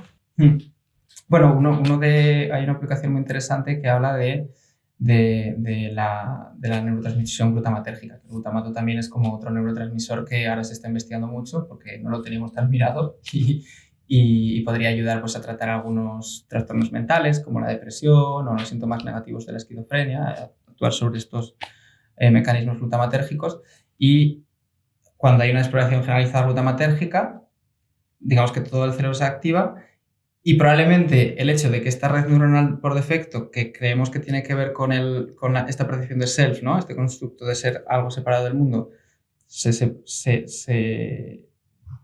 se confunda con el resto de redes neuronales, puede tener que ver también con esta sensación de que nuestro ego desaparece, ¿no? Y cuando nuestro ego desaparece, pues lo que queda es este estado de conciencia sin referente que pudiera ser, ¿no? Lo que subyace a esta sensación de estar conectados con el todo. Porque no hay un ego que esté diciendo, que esté autorreferenciando, ¿no? Que vea esta mesa y la referencia consigo mismo, ¿no? Y la ponga en una posición y la separe, ¿no? Cuando quitas ese mecanismo que sirve para delimitarte, pues probablemente eso es lo que quede, pero aquí estoy también especulando, ¿no? Así que esta segunda parte creo que hace un disclaimer de que estamos especulando un montón, sí, ¿vale? sí. Estamos filosofando. Sí. Una pregunta, ¿el ego es binario? O sea, ¿hay ego o no hay ego? ¿O hay grados de ego? Eso es también una súper buena pregunta. Por ejemplo, hay un filósofo que ha escrito mucho sobre filosofía de los psicodélicos que se llama Chris Letheby, que dice, el ego no puede desaparecer, porque si el ego desapareciera, tú no podrías percibir que está desapareciendo. Claro. Entonces siempre hay un ego y hay distintos quizás niveles de ego, distintas percepciones que ocurren dentro de su ego.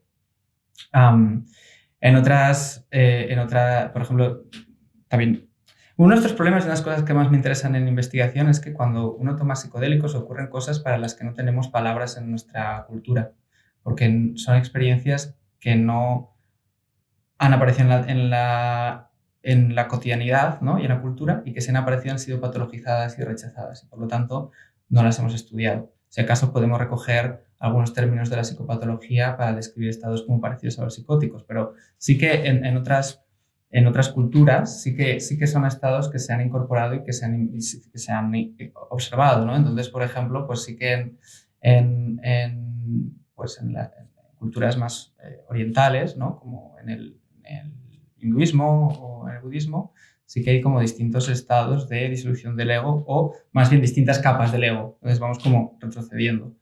Una cosa muy evidente que se puede observar es que cuando uno medita, a poco que medite, ya se da cuenta que se está observando observarse. Entonces hay algo detrás de mí que me está observando, que yo me estoy observando a mí observarme, ¿no? Y puede seguir yendo más atrás y más atrás. En el yoga, por ejemplo, hay un estado que se busca, que es el estado de samadhi, que es aquel estado en el que tú estás observando un objeto y no hay una diferencia entre ti y el objeto. Eres, de alguna manera, el objeto y tú. Lo cual ilustra como esta codependencia emergente, ¿no? de los fenómenos. Esta sensación de observarte a ti sería parecida a la que puedes tener con ketamina, que es esta psicodélico disociativo. Muy buena pregunta. No te sabría responder de una manera categórica. En mi opinión, para empezar, hay distintos tipos de disociación, porque, por ejemplo, la disociación que ocurre cuando uno toma ketamina es distinta de la disociación que ocurre cuando uno, por ejemplo, ha tenido un estrés postraumático. Pero tiene que ver más que con que esta parte que está detrás de la conciencia y que subyace al ego observe el ego, con que el ego no es una cosa así como nuclear, no es una mónada.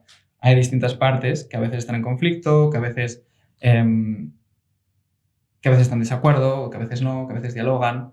Entonces, en la disociación lo que hay es un mecanismo de defensa más o menos primario en el que una parte de este ego, de esta conciencia, se desgaja del resto porque no puede tolerar el malestar. Esto ocurría en el estrés postraumático y en la ketamina, probablemente por mecanismos ya más puramente farmacológicos, ¿no? Hay como esta desintegración de esta percepción que tenemos normalmente integrada del sensorio. Y por eso hay personas que cuando toman ketamina, por ejemplo, sienten que su brazo se va al otro lado de la habitación, ¿no? Su otro brazo al otro lado, su cabeza vuela, ¿no? Porque esta sensación que tiene, este rol, ¿no? que tiene quizás la red neuronal por defecto de integrar todas las sensaciones para percibirlas como una, se diluye. Entonces estamos percibiendo de manera más atomizada las cosas. Vale. Más desintegrada. Y volviendo, te lo preguntaba justamente por esto, pero luego volviendo a lo que hablábamos de los niveles de ego, te he hecho la pregunta o sea, yo entiendo que, yo creo que sí que hay niveles de ego, y creo que además culturalmente hay sociedades que son mucho más individualistas, donde el individuo es el centro, ¿no? Como la nuestra, y por lo tanto el ego está muy reforzado. Hay otras sociedades donde la comunidad es más el centro, entonces tu identificación con la comunidad es más grande, entonces a lo mejor tu ego es un poco más expandido. ¿Sabes si se ha estudiado con psicodélicos o sea, modular la intensidad del ego con diferentes dosis? A lo mejor ver si esto cambia, para no irse al extremo, ¿no? De que si tienes un viaje con setas y eres uno con el universo, a lo mejor te has ido muy allá, ¿no? ¿Qué pasaría? ¿Podrías llegar a un estado donde tú, por ejemplo, te sientas más unido a un grupo que estás, o más identificado con el grupo, más identificado con niveles no tan lejanos? Pues mira, sí que hay incluso una escala para medir esto y hay un concepto que se llama comunitas, ¿no? Que es esta sensación de pertenecer a una comunidad, de pertenecer a un grupo, y sí que se ha estudiado un poquito, sobre todo en trabajos que se hacen pues, más tradicionales o grupales, pues, por ejemplo, ¿no? Los trabajos más tradicionales con ayahuasca y demás, que sí que mejoraban esta sensación de pertenencia a un grupo, de pertenencia a una comunidad, que es algo fundamental para la salud, ¿no? O sea, la soledad. La gran crisis de la soledad, ¿no? Que en muchos casos es la sensación de soledad, o sea, y esto es, ¿no? El gran dilema, el debatazo, ¿no? Que siempre sale, estamos más conectados que nunca, pero nos sentimos muy solos, ¿no? La sensación de soledad es un contribuyente enorme para la mayor parte de los trastornos mentales y hay una epidemia brutal, ¿no? Entonces, no tiene que ver con estar físicamente solo, porque uno puede sentirse físicamente solo, pero sentirse conectado a un grupo, a una familia, y no tener soledad, ¿no? Y sí que hay algunos estudios que hablan de esto, incluso de eso. Hay una escala psicométrica que busca evaluar esto, que ha sido desarrollada hace no tanto.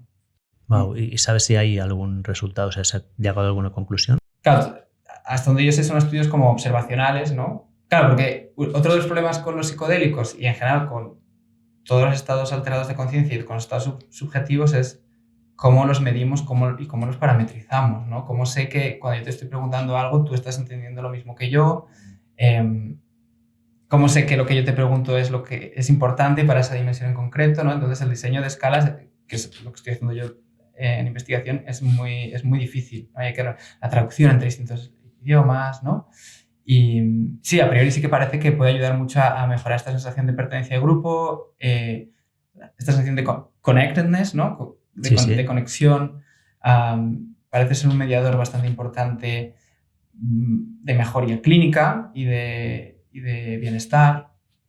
Pero también es verdad que aunque ahora el tema de los psicodélicos está como en boca de todos y hay noticias por todos lados, necesitamos muchos años de investigar para poder dar respuestas taxativas a todas estas preguntas, ¿no? Hacen falta más datos, hacen falta más personas, hace falta eliminar el sesgo, porque la mayoría, por ejemplo, de las personas que participan en ensayos clínicos son personas que han tomado psicodélicos antes, la mayoría suelen ser personas de nivel socioeconómico alto, hombres, heterosexuales, ¿no? Entonces, también ¿hay más hombres que mujeres? Sí, hay más hombres. Es el acrónimo WIRD, ¿no? De White, Heterosexual, Rich, Industrialized, Democratic. Sí. Pues es la mayor parte de las personas que participan en estos estudios, porque suelen ser personas que se han informado, que están más abiertas, que lo buscan, ¿no? Entonces también esto es muy importante y también por eso estamos trabajando pues, en traducir, por ejemplo, instrumentos psicométricos al castellano para que puedan ser utilizados en España y en Latinoamérica. Uh-huh.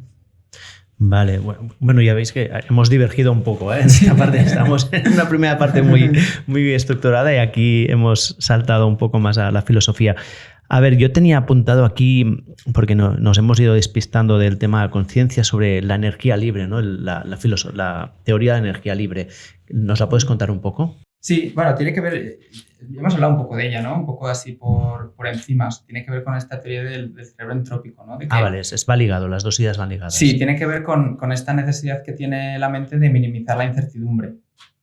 Y la incertidumbre tiene que ver con la energía libre. Es un concepto, digamos, más de teoría de la información, que es un poco lo que utilizaría la mente para dar peso a los datos que recibe del mundo y actualizar sus modelos en consonancia. Pero de nuevo, esto es, yo digo que es un concepto más de matemático y estadístico, así que también si alguien por ahí piensa que no estoy diciéndolo bien, pues mis disculpas. Vale, pues vamos a un tema más biológico, el papel de la glía en la conciencia. Vale.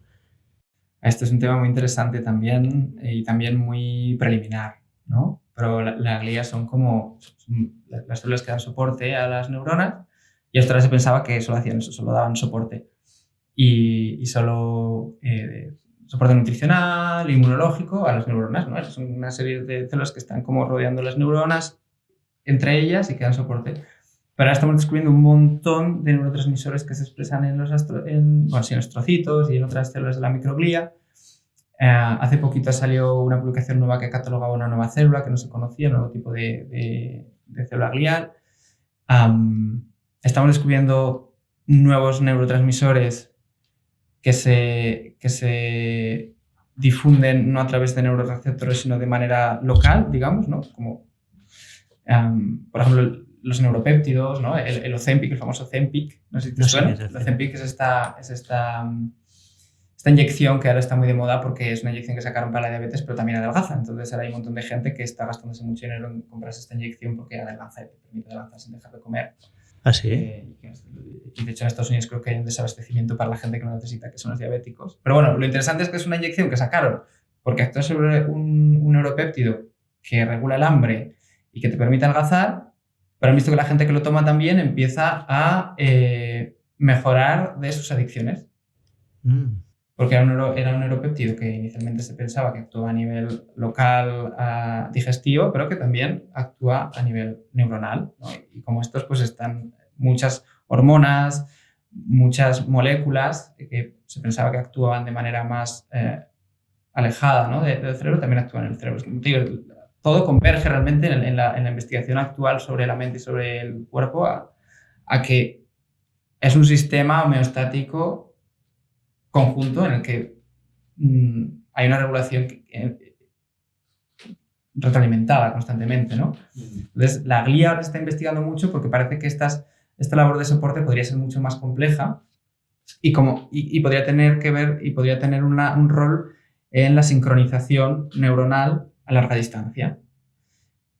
En cómo, el cerebro, como digo antes, una del electroencefalograma, ¿no? Hay distintas longitudes de onda, distintas frecuencias de onda que digamos que son como la frecuencia a la que distintas neuronas se despolarizan. Las alfa, las betas. Sí. Exacto, que tienen que ver con distintos estados, ¿no? Pues hay unas que tienen que ver con el sueño, otras que tienen que ver con estados de más concentración, y se cree que son ondas que tienen que ver con eso, sirven para que neuronas que están más o menos alejadas se sincronizan y pueden tener una actividad más o menos sinérgica.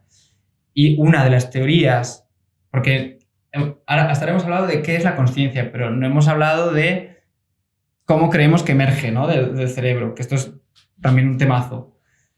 Pero una de las teorías es que tiene que ver con el espacio global en el cerebro, ¿no? Con la actividad global en el cerebro, y se cree que la glía podría tener una labor en esta sincronización entre distintas áreas del cerebro, pero esto es súper especulativo hasta donde yo sé. ¿Cómo lo haría? ¿Cómo lo hace? Porque pueden modular la neurotransmisión, seguramente. O sea, es a nivel químico. Seguramente, sí. Pero yo digo que también esto es como bastante nuevo hasta donde yo sé, y no me atrevería como a decir que esto es así, ¿no? Pero sí que esto es lo típico que ponen en las discusiones de los papers de cómo creen que podría ser, pero faltan muchos datos siempre termina el paper, ¿no? Wow, es súper interesante. Y escucha, ya que lo has mencionado, ¿de dónde emerge la conciencia o cuáles son las teorías que hoy en día tienen más peso? Pues ahí es un tema también bastante complicado, del que quizás no sea tan especialista, pero hay varias teorías que están en competición. Hace poquito se diseñó como un experimento muy chulo a nivel científico, porque es como que dos investigadores principales que defendían dos teorías, digamos, opuestas, propusieron experimentos para evaluar estas teorías, que se llevaron a cabo de manera independiente y supervisadas por terceros, para garantizar que no había sesgos, porque al final también en la ciencia una de las cosas que ocurre es que tú obtienes respuestas a las preguntas que haces, ¿no? Entonces, claro. La pregunta es una parte muy importante de la respuesta. Entonces, hay una que habla como de que hay ciertas estructuras del cerebro que están implicadas en que surja la conciencia, y otra que habla más como de este espacio global general en el cerebro en el que surge, ¿no? esta sensación. Claro, a mí me resulta más interesante esta teoría del enactivismo, de que la conciencia surge de la interacción con el entorno, de esta interfaz con el entorno, ¿no? de estos feedbacks constantes entre sentir y actuar, ¿no? Por ejemplo, es muy interesante como ver esto en el desarrollo de un bebé, ¿no?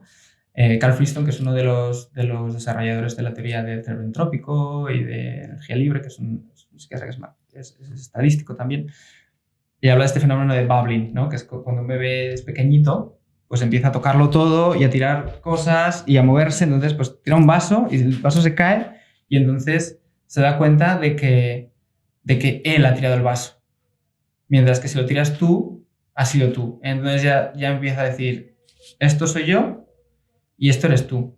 Porque eso no lo sabe un bebé al principio. Un bebé al principio está en un fenómeno de disolución del ego. Sí, sí. Por eso cuando ve su mano, alucina, ¿no? Porque no está entendiendo que su mano sea suya, ¿no? Está construyendo su self para diferenciarse del mundo, porque de nuevo necesitas diferenciarse del mundo, porque si te encuentras con un tigre y piensas que tú eres el tigre, pues capaz y te cortas una pierna y se la das de comer, ¿no? Sí. Te da igual. Entonces, en mi opinión, la consciencia surge de este feedback constante, ¿no? Entre actuar en el mundo y recibir información. O sea, tú lo consideras una propiedad emergente. Sí.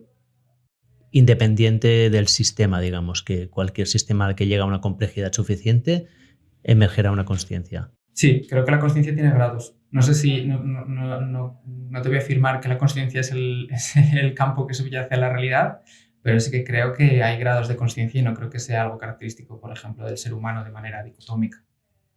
Creo que nosotros tenemos la capacidad de lenguaje abstracto, que es algo, creo, fundamental y muy diferenciador, aunque los cuervos también, por ejemplo, ¿no? Pero sí que creo que hay grados de consciencia y que seres vivos diferentes a nosotros tienen otros tipos de conciencias. No sé si más complejos, pero desde luego diferentes. Uh-huh. Bueno, y aquí está el antropomorfismo, ¿no? Si no es lo que, o sea, asociamos la conciencia a lo que nosotros experimentamos, ¿no? Que no sé, si una abeja tiene una cosa distinta, pues como no es lo nuestro, ya no lo consideramos, ¿no? Sí, o no lo podemos entender también, Sí. ¿no? Y aquí es donde, ligando de nuevo con los psicodélicos, ¿no? Como hay esta disolución un poco de estas preconcepciones, puedes llegar a, si no a entender, al menos a apreciar que existe una realidad más allá de ti, ¿no? Sí, porque de hecho eso creo que también por eso son tan beneficiosos en el tratamiento de muchos trastornos mentales, ¿no? Porque esta sensación de ser algo totalmente recortado del mundo y separado del mundo es durísimo. Es durísimo. Y es algo característico también por ejemplo, yo trabajo con personas con depresiones muy graves, ¿no? De la depresión, esta sensación de que el mundo no te interpela también, ¿no? De que el mundo no tiene significado, de que todo es gris, de que todo carece de sentido porque es algo como que está fuera de ti, ¿no? Como que estás separado del mundo. Wow, bueno, nos hemos ido a muchos sitios aquí, ¿eh? A ver, no sé si me dejo alguna cosa sobre la conciencia, porque aquí había puesto esto, había puesto la comunicación entre las redes, la glía, la red neuronal por defecto, que hemos hablado de ella, y luego sí que había como una parte que había apuntado aquí de cómo comparábamos las experiencias psicodélicas con otro tipo de experiencias, no sé si llamarlas místicas o de alteración de la conciencia, ¿no? Como puede ser la meditación, pero vi cosas como el runner rush, ¿no? Por ejemplo. ¿Podrías comentar un poco así por encima cómo se comparan y qué tipos de experiencias hay a partir de la psicodélica? Vale. Claro, una de las cosas más interesantes de los estados alterados de conciencia es por qué los tenemos. Porque nuestra mente tiene la capacidad de tener estos estados, ¿no? Hemos hablado como del propósito evolutivo, quizás, sí, ¿no? Pero eso, estas experiencias como, por ejemplo, de conexión con el todo o esta disrupción del sensorio. O sea, nuestra mente, si no tuvieran un propósito o si no fueran necesarias o si no tuvieran sentido, ¿por qué hemos evolucionado para tenerlas, ¿no? Y por eso las podemos tener sin necesidad de sustancias. Esto es muy importante, ¿eh? Porque ya no es considerar que los psicodélicos están hackeando nuestra mente, haciendo que una cosa que no tendría que pasar sucediera, sino que estamos activando un mecanismo que evolutivamente ya lo hemos desarrollado, ¿no? Esto es lo que estás diciendo tú. Exacto.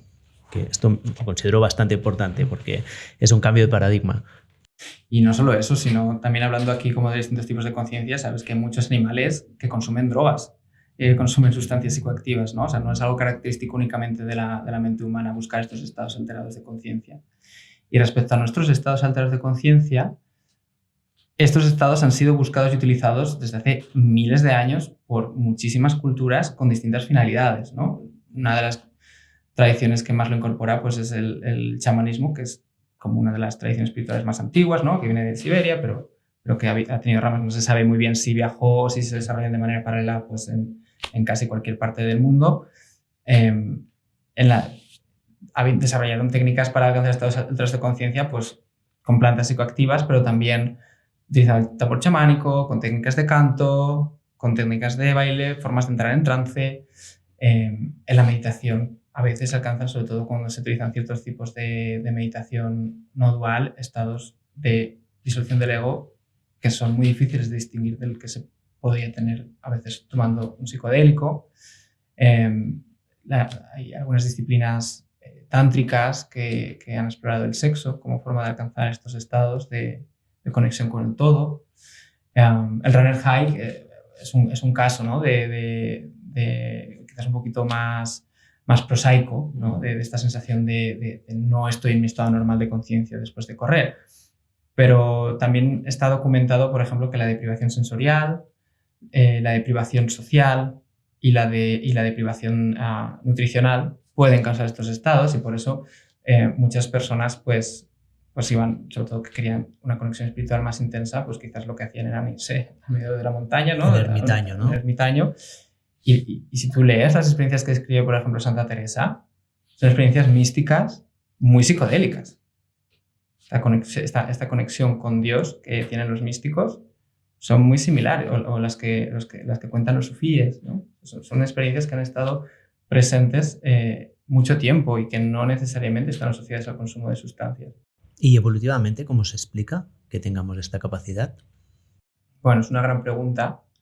Creo que lo más cercano es esto que te he explicado previamente, ¿no? De que es esta capacidad de romper todos los modelos que tenemos del mundo para poder construir modelos nuevos que sean adaptativos, ¿no? Es como, este ego ya no me sirve, voy a hacer otro que tenga más sentido. Y bueno, de hecho, dentro de estas tradiciones como chamánicas está...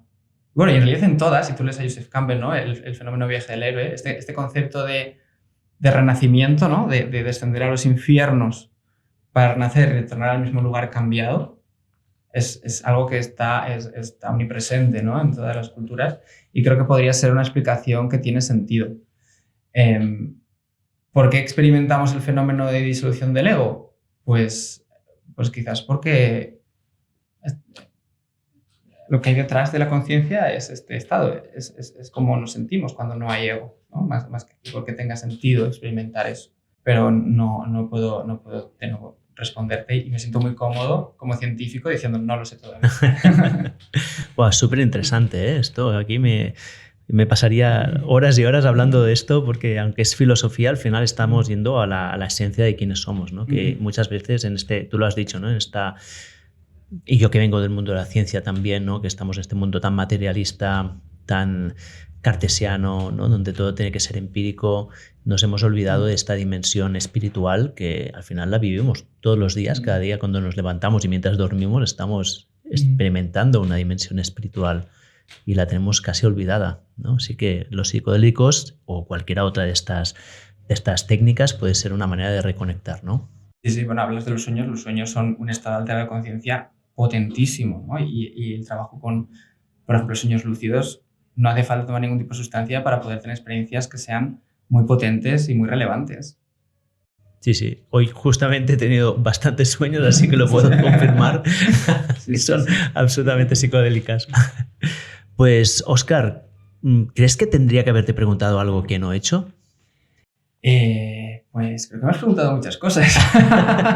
Quizás sí que, mira, me gustaría mencionar brevemente cuál es la importancia de la psicoterapia, quizás en el trabajo con psicodélicos, porque y también la importancia de tomarlos de manera segura, sobre todo hablando de lo que hago yo, que es el trabajo con psicodélicos de manera terapéutica, para tratar trastornos mentales y para tratar sufrimiento, ¿no? Porque ya te digo que al final, dentro de eso, de la libertad cognitiva de cada uno, de experimentar los estados alterados de conciencia que desee, pues se puede utilizar para un gran número de cosas, ¿no? Pero cuando trabajamos con psicodélicos para tratar a personas que están sufriendo, lo primero que tiene que tener todo médico en la cabeza es no hacer daño, ¿no? Entonces, es muy importante siempre, sobre todo si hay personas que nos oyen, y yo creo que también por la repercusión médica que está teniendo, pues muchas personas pueden decir, bueno, estoy deprimido, compraré LSD, lo tomaré en mi casa y dejaré de estar deprimido. Incluso hay como esta imagen que nos venden, también creo que dentro de un modelo reduccionista que está siendo muy provechoso para algunas empresas que quieren comercializar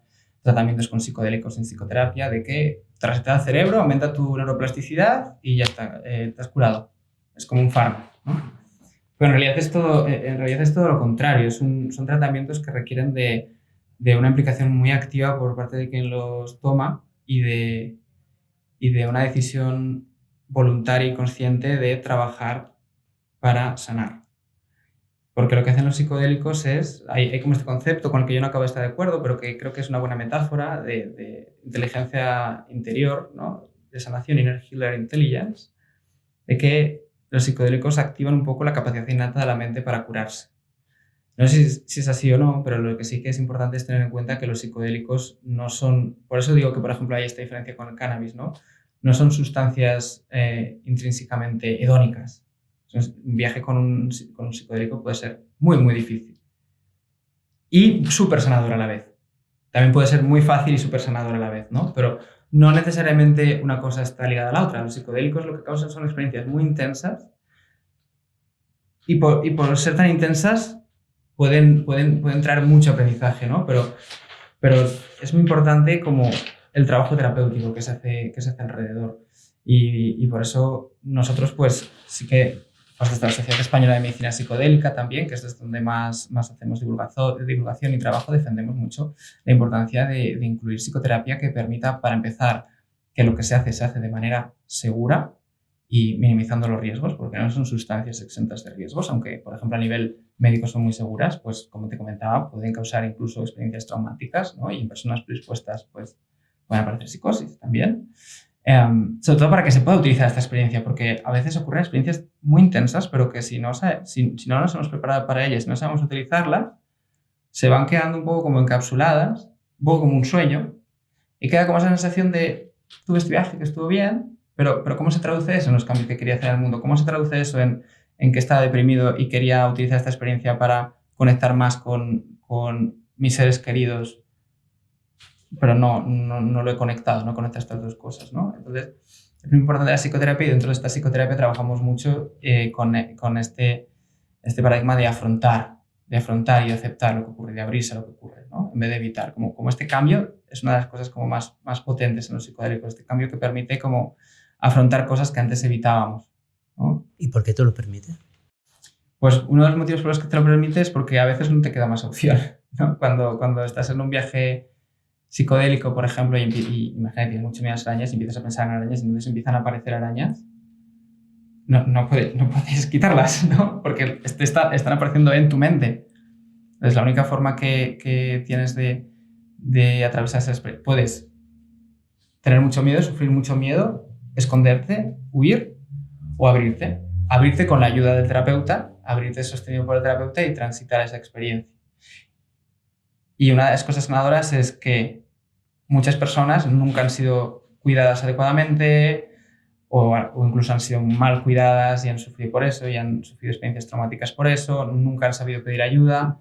Entonces, cuando aparece una experiencia difícil, la persona es capaz de pedir ayuda, es ayudada, es sostenida y transita esta experiencia y al otro lado no ocurre nada, es una experiencia muy sanadora, que activa muchos recursos internos y que crea resiliencia, que es lo que estamos buscando cuando queremos sanar a alguien. Lo que queremos hacer cuando sanamos a alguien es que esta persona adquiera los medios para llevar una vida feliz y funcional por sí misma, ¿no?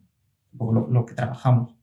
Muy bien. Bueno, pues me gusta mucho esta reflexión que has hecho y si te parece ya podemos terminar aquí, porque cualquier otra cosa ya sería casi perder esta visión. Una última pregunta es, si alguien quiere saber más de ti, si quiere seguirte, ¿dónde puede hacerlo? Pues mira, yo por desgracia o por fortuna no tengo redes sociales salvo LinkedIn, así que me pueden seguir en LinkedIn si quieren, con mi nombre completo, estoy ahí, Óscar Soto Ancona. Y lo que sí que les recomiendo es que sigan a la Sociedad Española de Medicina Psicodélica, que ahí sí que tenemos LinkedIn, Instagram, Facebook, igual si quieres ponerlo en la descripción. Lo pondré todo en las notas. De las notas o lo que sea. Y ahí hacemos, pues todos los meses hacemos journal clubs en el que traemos a investigadores o personalidades del mundo de los psicodélicos a hablar pues, de su investigación, a presentar temas relevantes. Intentamos hacer también pues, jornadas cada año abiertas al público y una labor pues, de activismo para defender, acercar lo antes posible el uso terapéutico de las sustancias psicodélicas, pero de una manera ética, segura y deontológica, porque, como digo, es muy importante tener una perspectiva clara y matizada. No son la solución a todos los problemas, ¿no? Que se habla incluso de que cuando todo el mundo tome psicodélicos de pronto estará conectado con la naturaleza y se resolverá el cambio climático, ¿no? Hay como a veces una visión así. Entonces nos esforzamos mucho en transmitir una visión muy basada en la evidencia científica, rigurosa y abierta a todos, muy accesible a todos, aunque somos una sociedad representativa de clínicos y de investigadores. Muy bien, pues yo me apuntaré y os empezaré a seguir y recomiendo a que todo el mundo que está escuchando esto también lo haga. Óscar, muchísimas gracias. Ha sido una conversación muy interesante y muy inspiradora. Muchas gracias.